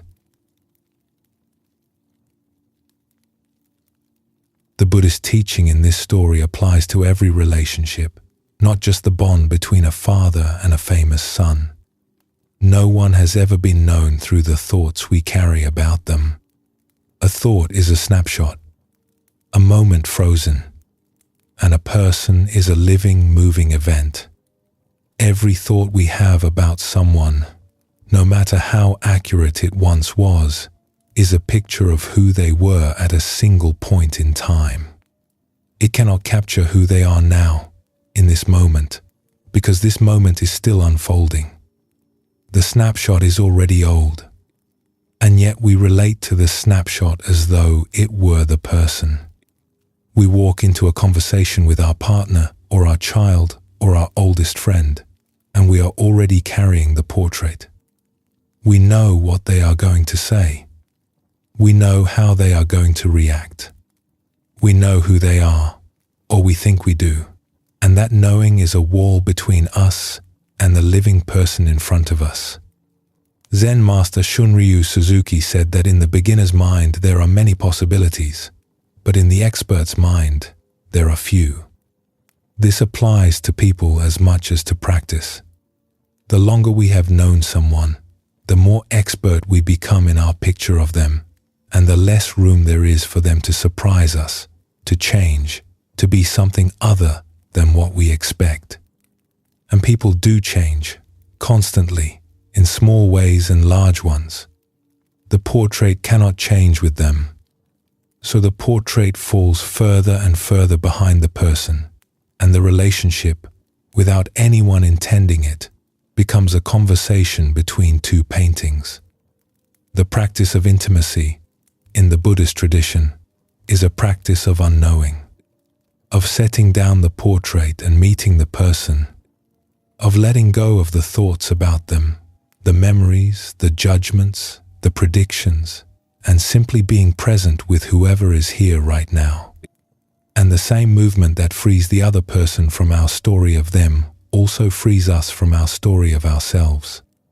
Because the heaviest portrait most of us carry is the one labeled me. The poet Kabir, whose songs have been treasured in Buddhist and Hindu circles for 500 years, pointed at what waits beneath the portraits. There is a secret one inside us, he sang. The planets in all the galaxies pass through his hands like beads. And that, he said, is a string of beads one should look at with luminous eyes. Eyes that are open and alive and not looking through a filter. Thomas Merton, the Catholic monk who spent years in conversation with Zen teachers, described the same thing as a radiance that shines through all appearances when the mind stops trying to manage them. What we are looking for is not hidden behind the ordinary world. It is the ordinary world, seen without the screen. Some meditation teachers build a whole practice on exactly this movement, bringing a loved one to mind, then letting every image of them go, and sensing what remains. That wordless recognition of the living person beneath the portrait is what the king finally felt when my son fell away and the being in front of him came into focus. The Chan tradition remembers a monk who practiced for 30 years. He studied koans. He sat through long winters of meditation. He worked under teachers who pressed him with questions he could not answer. And through all of it, a doubt lived in him like a stone in his shoe. He was not sure he had understood anything. He was not sure the practice was working. He was not sure he was any closer to seeing clearly than he had been on his first day. One spring, he went walking in the mountains. He was tired. The doubt was heavy. He walked for a long time without paying attention to where he was going, just moving through the trees, letting his legs carry him. A younger monk walked with him for a while, then turned back toward the monastery. He was alone. He sat down at the foot of a slope and rested. Across the valley, On the far hillside, a village was visible in the distance, and between the village and the place where he sat, a row of peach trees had come into bloom. The whole hillside was lit with them, pale pink against the grey-green of the mountain. They had bloomed overnight, or over several nights, while the monk had been absorbed in his studies, his doubts, his inner arguments about whether he was making progress. He looked at the blossoms. He did not think about them. He did not interpret them. He did not make them into a symbol or a teaching. He simply saw them. And in that seeing, 30 years of doubt ended. He composed a verse and carried it back to his teacher. It said in essence, "For 30 years I searched. Seasons came and went. Leaves fell and branches broke into bud. And from the moment the peach blossoms appeared, the doubt has not returned." His teacher read the verse and said, "What is realized through seeing is never lost." Later, another teacher wrote a response to the monk's poem. He said, "The village peach blossoms did not know their own color, and yet they freed him from all his doubt." The blossoms did not know their own color. They were not trying to be beautiful. They were not performing. They were not even aware of the monk sitting across the valley, looking at them through 30 years of exhaustion. They were simply being what they were, in the light, at the edge of spring. And that is what was seen. Not the blossoms as a concept, not peach blossoms as a word or a category. The blossoms as they were before the mind had anything to say about them. The raw, unfiltered living thing. And in that moment of seeing without commentary, the 30 years of searching collapsed. Because the searching had been a form of commentary too. A running narrative about progress, about failure, about what enlightenment would feel like when it finally arrived. And when the narrative paused, what it had been looking for was already here, on the hillside, in the color of the blooms, in the light. This is what Kabir meant by luminous eyes. Eyes that are not looking through a story. Eyes that see the beads as they pass through the hands, one by one, without needing to count them, or name them, or add them up. And it happens in the smallest moments. A child's face, seen without the usual worry about their grades or their future. A street, walked without the usual running list of errands. A piece of music, heard without comparing it to another piece. In each of these, when the filter of the known thins out, the world comes closer. It gets brighter. It gets larger. And the same is true in every conversation, every encounter, every moment of being alive. The person across the table is not the portrait. The street is not the map. The day is not the plan you made for it. Everything is larger, stranger, more alive than the version the mind is carrying. And in moments when the version drops, even for a second, the world rushes in. This is what listening really is. Not the polite, nodding kind, where the mind is already composing its reply. Real listening is the dropping of the portrait. It is the willingness to hear something that does not match the script, that does not fit the picture, that surprises. And in that willingness, the person speaking comes alive in a way that the portrait could never hold. Their voice has texture. Their pauses have weight. Their face, seen without the usual filter, is someone you have never quite met before, even if you have known them for 30 years. The monk in the mountains practiced for 30 years and then the blossoms came. But the blossoms had been blooming every spring. He just had not seen them. He had been too busy with the searching to notice what the searching was for. As a way to explore this directly, try bringing someone to mind, someone you care about. Let the images come, the memories, the familiar feelings, the things you know about them, the things you wish were different, the whole portrait. And then, for a moment, let the portrait go. Let the images dissolve. Let the memories thin out. And in the space that remains, see if you can feel something underneath the portrait. Something alive and moving. Something that the pictures could never quite capture. That is who they actually are. And that is who you actually are, underneath all the portraits you carry of yourself. Luminous eyes, looking at a string of beads that passes through these hands only once. Let this settle in its own time. When it has, we will go on.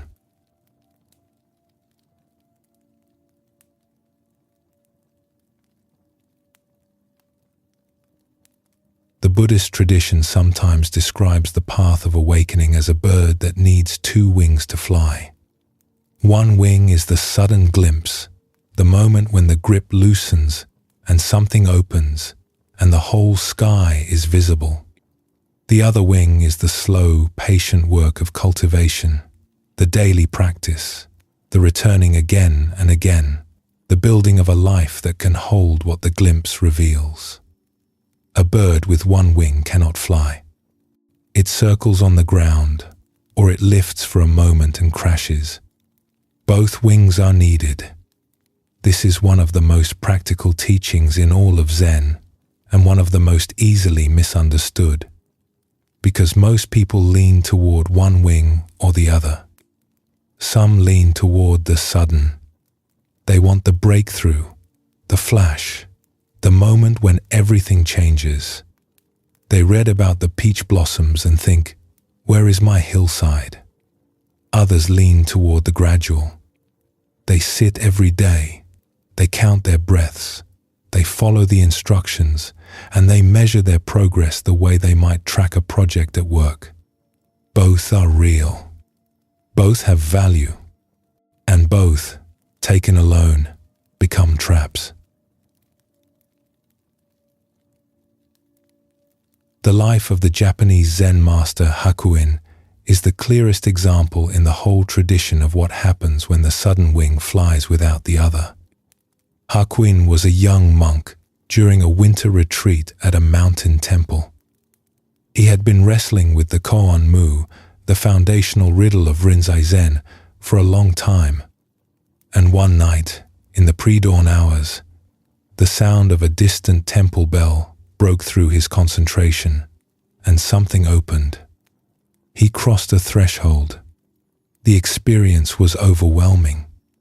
He felt as if the whole world had dissolved and reassembled itself, and he was certain, absolutely certain, that no one in 300 years had achieved what he had just achieved. He spent the following weeks in a kind of euphoria. He strutted around the temple. The sight of other monks irritated him because they seemed so far behind.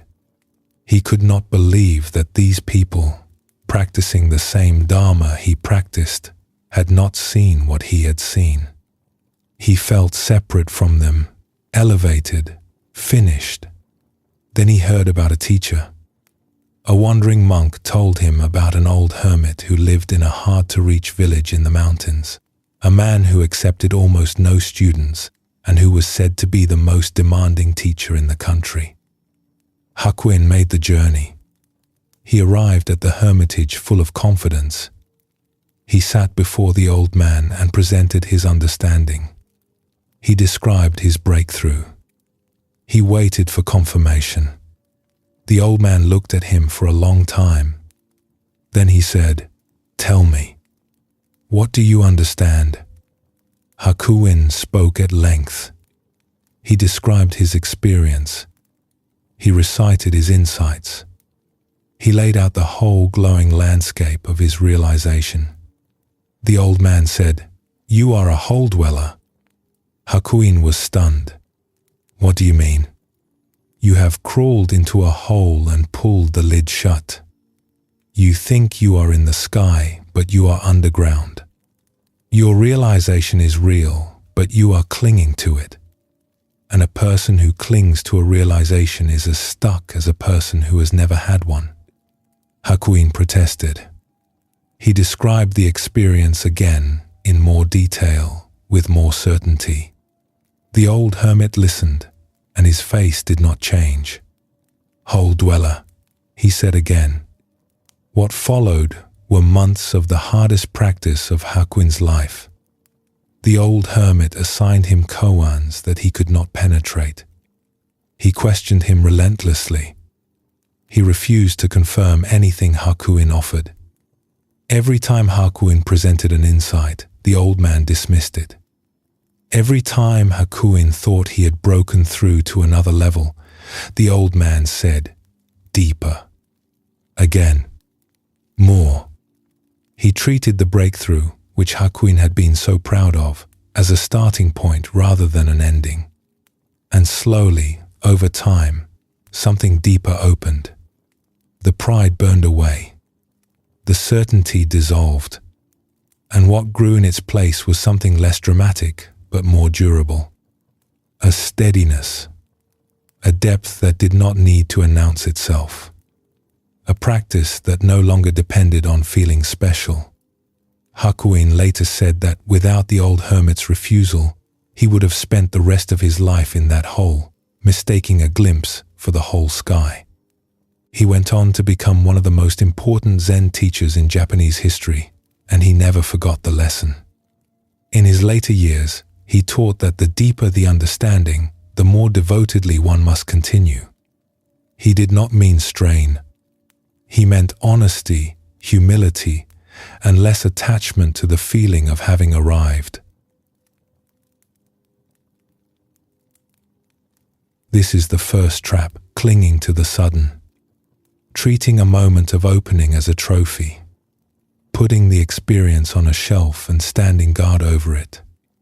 The Zen tradition is full of warnings about this, because the experience itself can be genuine, the opening can be real, and the clinging can still ruin it. A glimpse of freedom that becomes a possession is no longer freedom. It is one more object in the hand of a self that is still gripping. The old Chinese Chan master Linji described awakening as nothing special. He did not mean that it was small or unimportant. He meant that the moment it becomes special, the moment it becomes a badge or a rank or a story about oneself, it has been claimed by the very self it was supposed to dissolve. The glimpse was real. The pride that followed was the old habit of I rushing back in to take credit. The Tibetan tradition describes this with a simple image. When the palms of the hands are facing outward, the attention is always on the objects in the world, sights, sounds, appearances, experiences. This is how most of us live, most of the time, reaching out, grasping, evaluating. The practice, in the Tibetan description, is to turn the attention around, to look at the mind itself, to ask, who is having this experience? And then to rest in whatever is found. But the turning itself can become a project. The looking can become a striving. And this is where the second wing comes in, the gradual cultivation that prepares the ground for the turning. The daily practice, the returning to the breath, the small acts of paying attention. These are sometimes called preliminaries, and in some traditions they include bowing, chanting, and practices of devotion. They are not the destination. They are the clearing of the ground, the softening of the soil, the creation of an environment in which something can grow without being forced. In a training temple in Japan, a young layman arrived with great determination.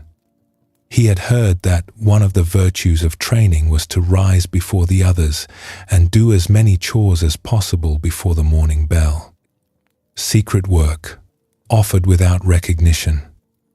He loved this idea. It fit his image of what a serious practitioner should be. So he began waking earlier and earlier. He swept the courtyard in the dark. He scrubbed the kitchen stones. He carried firewood while the other monks slept. And for a while, it went well. He felt the quiet satisfaction of being the first one up, the hardest worker, the most dedicated student in the temple. The work itself was good. The courtyard was cleaner than it had been in years. The kitchen gleamed. Then, gradually, something shifted. The satisfaction curdled. He began to notice, with a sharpness that surprised him, that the other monks were still sleeping when the bell rang. Some of them arrived at morning practice with slow eyes and unhurried steps, and the sight of them annoyed him. Did they not care? Were they not serious? He had been up for 2 hours, scrubbing stones in the cold, and here they came, strolling in as if effort were optional. He swept harder. His face tightened. He muttered under his breath about laziness and discipline. The broom hit the stones with the rhythm of a man arguing with the world. One morning, a young monk who had been up late attending a sick elder stumbled into the courtyard and nearly tripped over the bucket. The layman scolded him. The monk looked at him, startled and hurt, and walked away without a word. The master of the temple had been watching this for some time. One morning he found the layman behind the kitchen, sweeping furiously, and asked him to sit down. "The work you are doing is good," the master said. "The courtyard has never been cleaner. But your mind is no longer on the courtyard. It is on you. You are sweeping for yourself, not for the temple. And when a person works for himself, even the best work turns bitter." The layman started to argue. He had been doing exactly what was asked. He had been more disciplined than anyone. The master held up a hand. "When the Buddha broom sweeps the Buddha floor," he said, "there is no sweeper and no floor. There is just sweeping. But when the ambitious man sweeps to prove that he is better than the sleeping monks, the floor is a stage and the broom is a weapon." The layman did not understand this right away. But he kept practicing, and something loosened over time. And one morning, months later, he came to the temple gate before dawn and found it still locked. The monks inside had been given permission to sleep late after an especially hard day. And instead of the old annoyance, the old righteous certainty that he was the serious one and they were the lazy ones, he felt something he did not expect. Gladness. A simple warm wish that those tired monks would sleep a little longer, that they would wake rested and easy, that the morning would be kind to them. The broom was the same broom. The courtyard was the same courtyard. But the one holding the broom had changed. These two stories are two sides of the same teaching.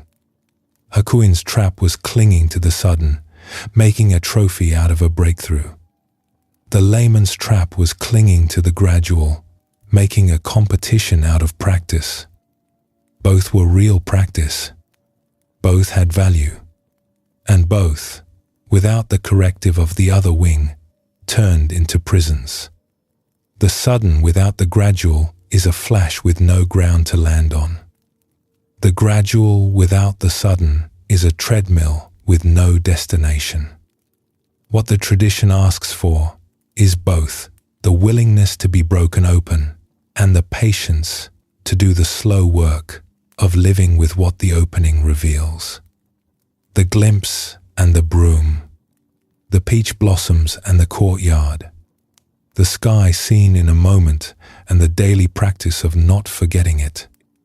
In the modern world, this second trap, the gradual, without the sudden, is especially common.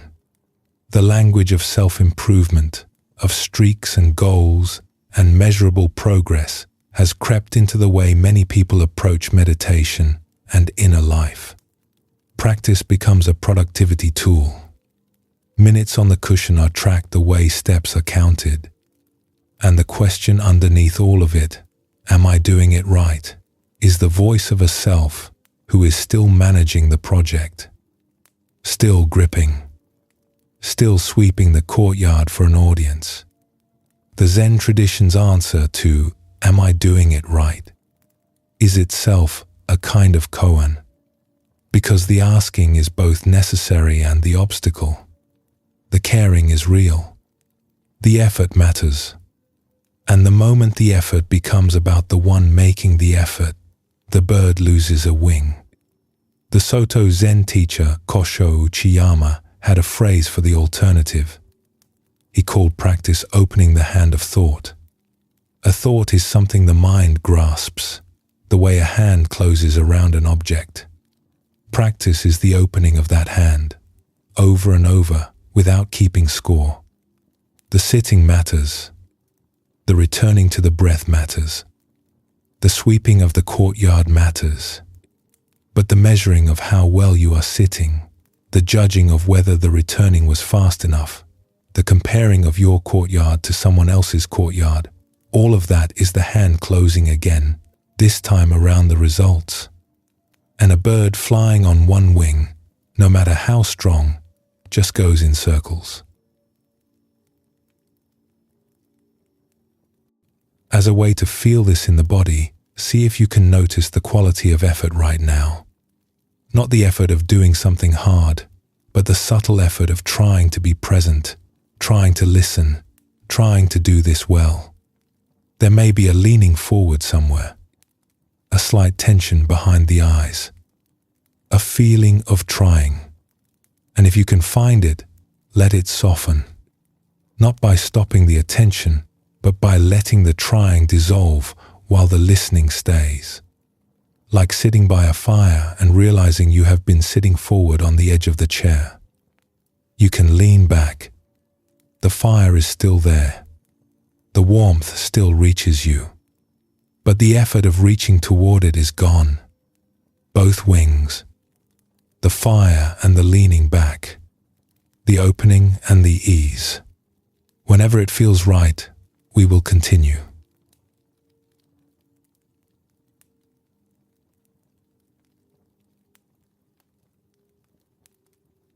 The Tibetan teacher Tulku Urgyen Rinpoche once described the nature of mind in the simplest possible terms.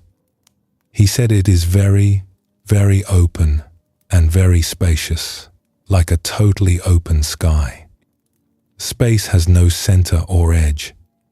Nothing is prevented. It is completely unimpeded. Like a sky. That is the image. And the practice of this part of the evening is to look directly at that sky, not by going somewhere or achieving something, but by turning the attention around and seeing what is already here, behind the thoughts, behind the stories, behind the whole running commentary that we have been exploring all evening. The Buddhist tradition calls this looking into the nature of mind, and the instruction, in its most distilled form, is just 3 steps: look, see, and let be. The most famous account of this practice in all of Zen is the exchange between Bodhidharma, the monk who carried Chan Buddhism from India to China, and his student Huike. Huike was a scholar. He had studied the texts. He had practiced for years. And yet his mind was not at peace. The thinking would not stop. The worry would not stop. The sense of something unresolved, something missing, something wrong, sat in him like a low fever that would not break. He had tried everything he knew. He had read more sutras. He had sat longer hours. He had sought out teachers. And nothing had reached the place where the restlessness lived. He came to Bodhidharma, who was sitting in meditation facing a wall. He stood in the cold. He waited. Snow began to fall. He stood through the night. The cold entered his robes, his skin, his bones. He did not leave. In the morning, Bodhidharma turned to him. Huike said, "My mind has no peace. I beg you, Master, please pacify my mind." Bodhidharma looked at him. "Bring me your mind," he said, "and I will pacify it for you." The instruction was so plain that Huike almost missed it. Bring me your mind. As if the mind were a cup that could be carried across the room and set on a table. As if it were a thing with edges and weight that could be held up and examined. Huike was silent. He looked inward. He searched for the mind that was troubled, the mind that could not rest, the mind that had driven him through the snow to this wall. He looked where thoughts were arising. He looked behind them. He looked for the one who was doing the looking. He searched for a long time. Then he said, "I have searched for my mind, and I cannot find it." Bodhidharma said, "There, I have pacified it." This exchange, told and retold for 15 centuries, carries the whole teaching. The mind that was suffering could not be found, not because it did not exist, but because when Huike looked for the thing he called my troubled mind, what he found was not a thing. There was no object, no entity, no solid, findable piece of suffering sitting in a specific place. There was just experiencing a flow, sounds, sensations, the cold of the snow, the ache in his legs, the knowing of all of it. But no owner, no central headquarters, no mind separate from the flow itself. And in that not finding, the trouble dissolved. Because the trouble had depended on the belief that there was a someone who owned it. My mind, my suffering, my problem. When the owner could not be found, the ownership collapsed. And what was left was not emptiness in the sense of a void. It was spaciousness. The open sky that Tulku Urgyen described. This is not a philosophical position. Anyone who looks for the thinker behind a thought finds what Huike found.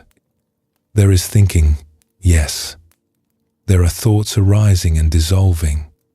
But the one behind them, the central character who is supposedly generating them, is nowhere to be found. It is like listening for the source of an echo and finding only open air. The Zen tradition does not treat this as a riddle to solve. It treats it as a direct experience to rest in. The not finding is the finding. The absence of a solid self behind the thoughts is itself the freedom. Because if there is no fixed entity who owns the suffering, then the suffering is just weather. It arises. It passes. The sky remains. The Tibetan text, called The Flight of the Garuda, puts it this way. Thoughts are like mist in the sky. They come from space and dissolve back into space. They appear in the mind and dissolve back into the mind. They have no source that can be pointed to and no destination that can be traced. They arise, they shimmer, and they thin away. And beneath them, the sky has not moved. It was not disturbed by the mist. It was not changed by it.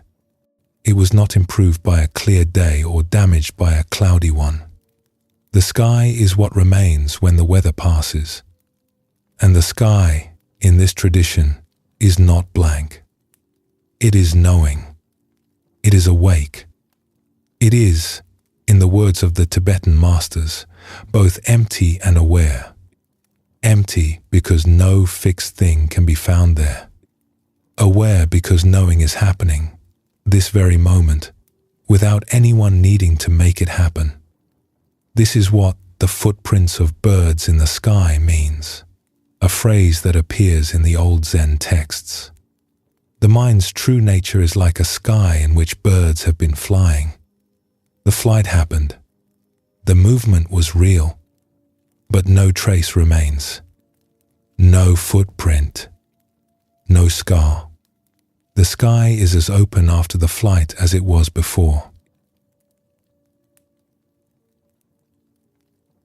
The Japanese Zen master Busui, who lived in the 14th century, spent his entire life with one question. He asked it from the time he was a child, when he first wondered what happens to the one who knows after the body is gone. He asked it through years of wandering, refusing to wear robes or live in temples, because he did not want to settle into an identity before he had found the answer. He asked it in long seasons of meditation under teachers who pressed him and teachers who left him alone. The question was, who is the one that hears? Who is it that sees? He did not mean it as philosophy. He meant it as a direct investigation. Right now, in this moment, sounds are being heard. Someone is hearing them. Who? The ears are involved, but the ears are tissue and bone. The brain is involved, but the brain is matter. What is it that knows? What is the substance of this one who is aware, right now, of the weight of the body and the sounds at the edge of the room? He told his students to ask this question the way a person might pursue a debt that is owed to them. Not casually, not once in a while, but with steady, unwavering attention. Not aggressive, just unrelenting. Who hears? Who sees? What is this? And what he found, when the question finally broke through, was not a spring. It was the whole ocean. The one who hears could not be located because the hearing was everywhere. The knowing was not in a place. It was the space itself. The green of the pine, he said, the white of the snow. These are the colors of the one who hears. The gurgle of the stream and the sigh of the wind. These are the voices of the one who sees. There was no separate entity behind the seeing and hearing. There was just seeing, just hearing, just knowing, open and unlocated. Late in his life, Busui received a letter from a student who was very sick. The student was afraid. He did not know what was happening to him, and he wanted guidance. Busui wrote back. He said, "The true substance of your mind is not born, so it will never die. It is not a thing that can break. It has no color, no form. It is not something that feels pain or joy." And then he said, "You may not know exactly who it is that suffers, but ask yourself, what is the true substance of this one who is suffering? Think only of this. You will need no more. Covet nothing." He ended the letter by saying that the student's end, which is endless, would be like a snowflake dissolving in the air. The Sufi poet Rumi, who lived in a different century and a different tradition but pointed at the same sky, once wrote that the phrase, "I am with you always," does not mean what most people think it means. He said it means that when you look for the sacred is in the look itself, in your eyes, in the thought of looking, nearer to you than yourself. There is no need to go outside. That is where all of these teachings converge. Bodhidharma's, "Bring me your mind," and Busui's, "Who is it that hears?" and Rumi's, "The sacred is in the looking," are all saying the same thing. The one who is searching and the thing being searched for are the same. The awareness that is looking for awareness is already awareness. The sky does not need to find itself. It only needs to stop looking at the clouds and notice what the clouds are floating in. The Tibetan master Nyoshul Ken Rinpoche offered a prayer that sums this up in a few lines. Rest in natural great peace, this exhausted mind, beaten helpless by karma and neurotic thought, like the relentless fury of pounding waves in the infinite ocean of samsara. Rest. That is the whole instruction. The prayer does not ask the exhausted mind to achieve anything or to figure anything out. It asks the mind to lay itself down in a peace that was here before the waves began and will be here after they subside. And this rest is not something that needs to be created. It is what is left when the effort to create something stops. It is the sky behind the weather. It is the water beneath the wave. It is the silence behind the sound that Busway spent his whole life listening for, and that he found had been listening all along. The initial looking, the turning of the attention, is still a kind of doing. There is effort in the question who hears. There is intention in the act of looking for the thinker behind the thought. The tradition is honest about this. The first glance is still effort. But everything that follows is natural. Once the looking happens and no thing is found, the rest is not something you do. It is something you fall into. The way you fall into sleep.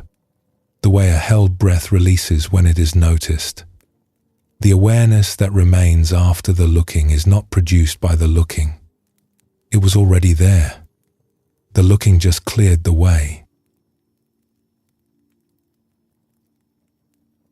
As a way to explore this directly, try something very simple. Let the attention notice what is aware right now. Behind the thoughts, behind the feelings, behind the sounds, there is the one who knows all of those. Look for it. Where is the one who hears? Where is the one who sees? Is there a place? A shape? A thing? If nothing is found, that is the finding. Stay there. Rest in whatever is present, not in the thoughts, which will keep appearing, but in the space they appear in. The open sky, the knowing that has no edges. And if the looking itself feels like effort, let the effort thin. The sky does not work at being a sky. It simply is. And the knowing does not work at being knowing. It simply knows. The sounds arrive. The breath moves. The body rests. And the one who is aware of all of it was never doing anything at all. Stay in this rest as long as you like. One last stretch of the path remains, and it will wait.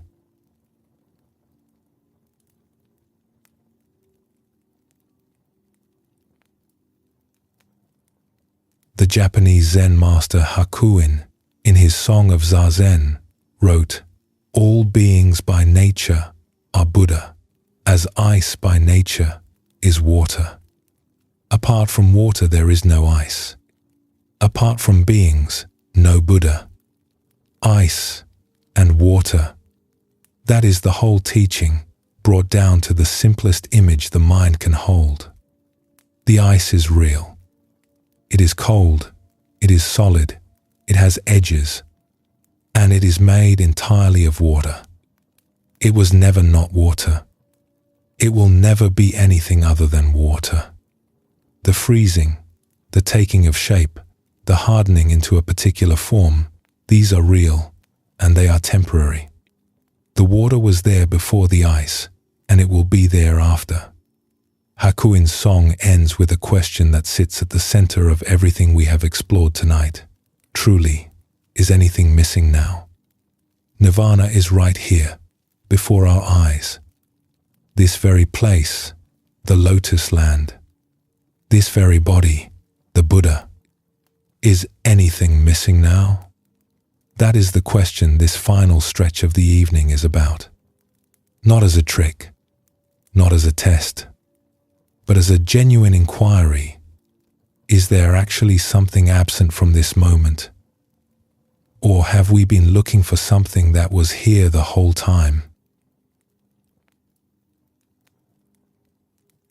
In the months after the Buddha's passing, his closest followers gathered to preserve the teachings. 500 monks were needed, all of them awakened, to form the council that would recite and record what the Buddha had said. 499 were found. The 500th, by everyone's account, should have been Ananda. He had been the Buddha's personal attendant for 25 years. He had heard every discourse. He had the most extraordinary memory of anyone in the community. He could recite whole teachings word for word, years after hearing them once. If there was one person who knew the Dharma inside and out, it was Ananda. But Ananda had not awakened. He had studied. He had served. He had listened more deeply and more faithfully than any other student. And yet the final seeing, the thing that would have turned all that knowing into something lived, had not come. Mahakassapa, the senior monk who was organizing the council, turned Ananda away. The other monks argued for him. A senior monk said, "He knows more than any of us. Without him, the teachings are incomplete." Mahakassapa was immovable. "Knowing is not seeing," he said. "He must awaken first." Ananda returned to Mahakassapa a second time. Again he was refused. A third time. Refused again. That night, Ananda went out alone. He walked in the darkness, practicing walking meditation with everything he had. He sat and meditated with a ferocity he had never brought to the cushion before. He was a man trying to push through a wall with his forehead. Hour after hour, through the night, he drove himself harder. He brought up teachings. He replayed the Buddha's words. He concentrated with all his strength. Nothing opened. Toward dawn, his body gave out. His legs ached. His back was a single bar of pain. His mind, which had been racing all night, finally sputtered and went still, the way a fire goes out when the last of the fuel is spent. He decided to lie down. He was done. The effort was over. There was nothing left in him to try with. And in the instant between standing and lying down, between the last flicker of effort and the body's surrender, in the thin space where his head had not yet reached the pillow, Ananda awakened. He was admitted to the council the next morning. This story has lived in the Buddhist tradition for over 2,000 years, and the reason it endures is not the drama of the night. It is the timing. Ananda did not awaken during the effort. He awoke when the effort stopped. He did not break through the wall. The wall dissolved when he stopped pushing. The prized identity, the brilliant student, the faithful attendant, the one who knew more than anyone, was the last thing standing between him and the seeing. This is the effort paradox that runs through the heart of Buddhist practice. Effort is necessary. Without it, nothing is prepared.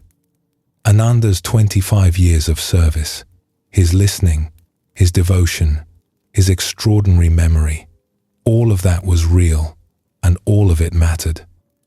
It created the ground. But the ground is not the flower. The ground is what the flower grows in when the forcing stops. And Ananda's case is especially sharp because his obstacle was the most invisible kind. He was too good at what he did. His identity as the one who remembers everything, the brilliant student, the faithful attendant, was so strong that it blocked the very seeing it should have led to. He had become an expert in the Dharma the way someone becomes an expert in music theory without ever being moved by a song. The knowledge was immense, But knowledge, in the Buddhist tradition, is still a picture. And the seeing that was asked of him was not more knowledge. It was the letting go of the knower. That is why it came in the gap between standing and lying down, in the breath between effort and surrender. The last thing Ananda dropped was not a teaching or a memory. It was himself. The Japanese poet Ryokan, who lived alone in a small hut and owned almost nothing, described what this kind of sufficiency feels like from the inside. He wrote, "Without desire, everything is sufficient. With seeking, myriad things are impoverished. Plain vegetables can soothe hunger. A patched robe is enough to cover this bent old body. Alone I hike with a deer. Cheerfully I sing with village children. The stream under the cliff cleanses my ears. The pine on the mountain top fits my heart. There is no straining in those lines. No effort to be somewhere else. The stream is enough. The pine is enough. The patched robe is enough." Ryokan is not lowering his standards. He is seeing clearly. And what he sees, when the seeking stops, is that ordinary life is already complete. In a mountain hermitage, in an old kingdom, a retreat was held each year for lay people who wished to learn the practice of looking into the mind. The teacher was an elderly nun who had spent most of her life in meditation. Her instructions were simple, and she gave them every morning in the same way. "Look into the mind," she said. "See its openness, and then relax into it." Among the retreatants one year was a young woman, a weaver by trade, who had traveled a long way to attend. She arrived with great hope. She had read about this practice, and she was sure it would lead her somewhere she had always wanted to go. On the first morning, she received the instructions and sat with them. She looked into her mind. She looked hard. She looked for the openness the nun described. She looked for the spaciousness, the clear light, the natural mind that was supposed to be there underneath the thoughts. She found thoughts. She found plans. She found memories. She found discomfort in her knees and restlessness in her shoulders. But the openness, the thing the instructions promised, would not come. She felt like someone looking through a window for a garden that was supposed to be on the other side and seeing only her own reflection. She tried harder. She sat longer. She concentrated with everything she had.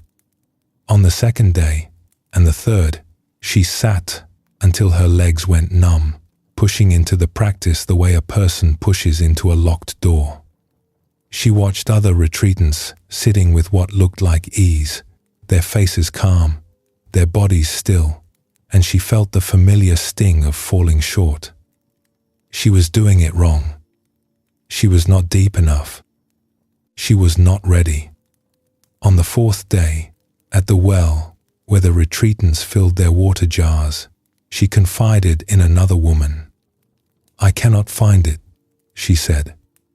"The openness, the clear mind. I have been looking for 3 days and it is not there.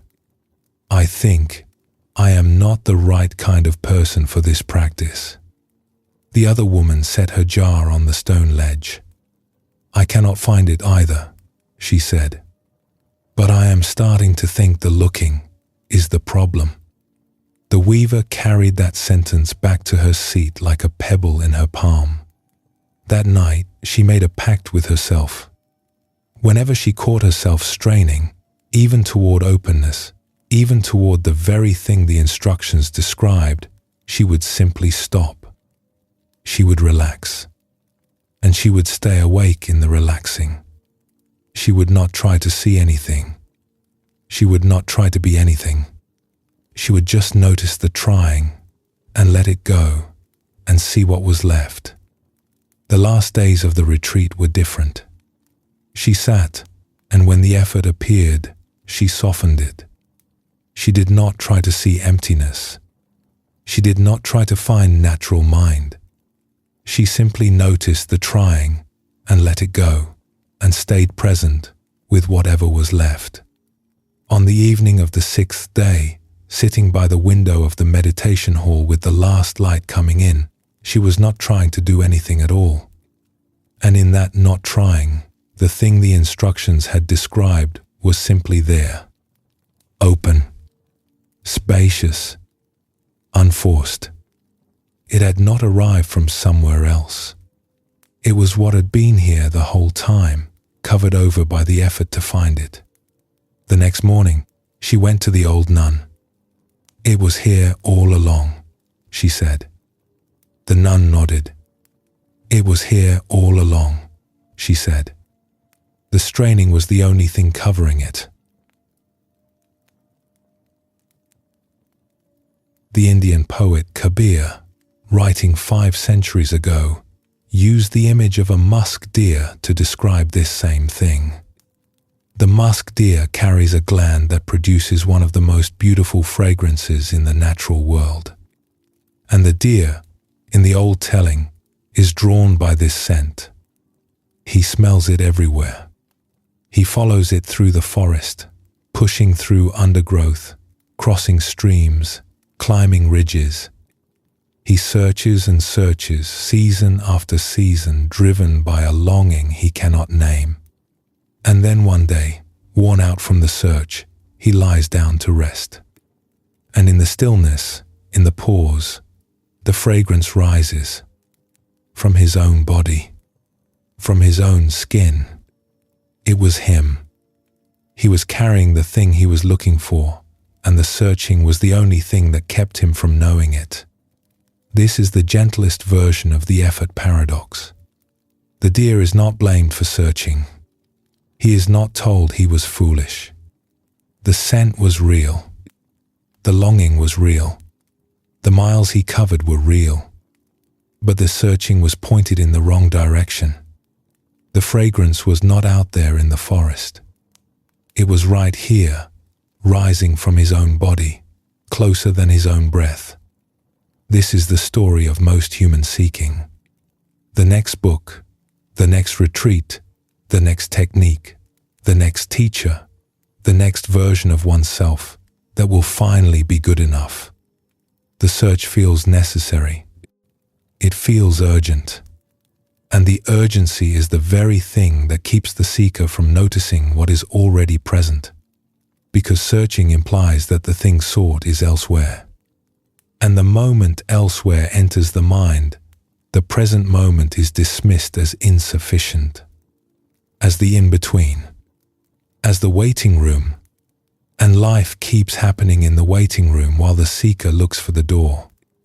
The word enlightenment can become the most sophisticated version of this trap. It becomes a state to achieve, a place to arrive, a version of oneself to reach for. And the reaching itself holds freedom at a distance. As long as enlightenment is over there, somewhere in the future, the present moment remains an obstacle rather than the destination. Her queen's question returns, is anything missing now? The weaver found that nothing was missing. The musk deer found that the fragrance was present. Ananda found that what he had been driving toward all night arrived in the moment he stopped driving. The Buddha nature that the Zen tradition talks about is not a state to be achieved or a place to be reached. It is the water that the ice is made of. It is the sky behind the weather. It is the one who hears, the one who sees, the one who has been listening this whole time, closer than the breath. Hakuin's song circles back to where we began. All beings by nature are Buddha. How sad that people ignore the near and search for truth afar. Those who turn about and look directly at their own nature go far beyond any doctrine. This very place, the Lotus Land. This very body, the Buddha. As a final way to let all of this settle, Try this. Loosen. Just loosen. Do not try to loosen. Do not make a project of loosening. Just let whatever is tight become a fraction less tight. Let whatever is held become a fraction less held. The Tibetan teachers call this loosening loosely, and it means exactly what it sounds like. Even the loosening is not forced. And then, from inside that loosening, ask one question. Ask it simply, without expecting an answer. Is anything missing right now? Do not answer with the mind. Let the body answer. Let the breath answer. Let the silence answer. Freedom was never far. It has been half a breath away this whole evening and the whole life before it. The wandering was real. So was the nearness. Rest here, in whatever you find. It has been here all along. Stay with this for as long as you wish. In a moment, we will bring the evening to a close.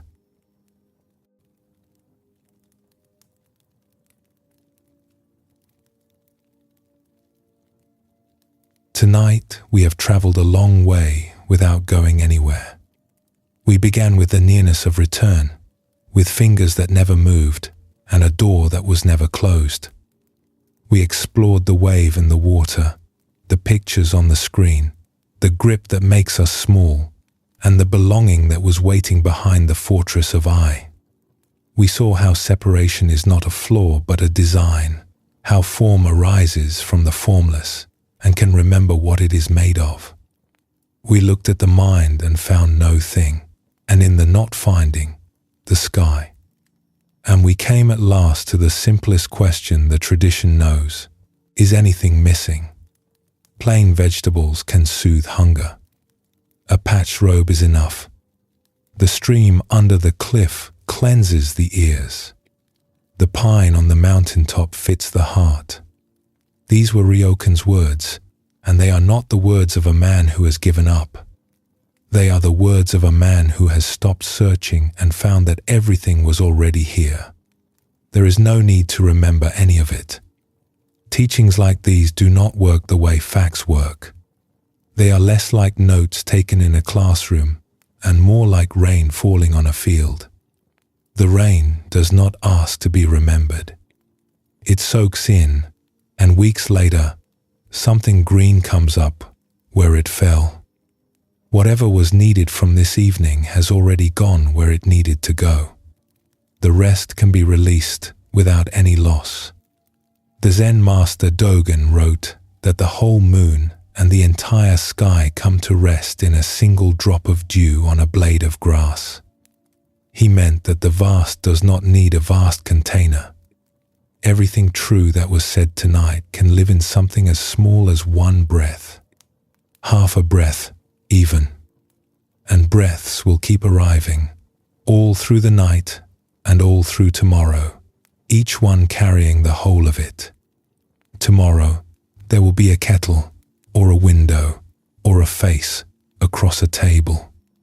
There will be a moment of waiting in a doorway, the warmth of the first sip of something hot, a walk to somewhere ordinary, a pause between one task and the next.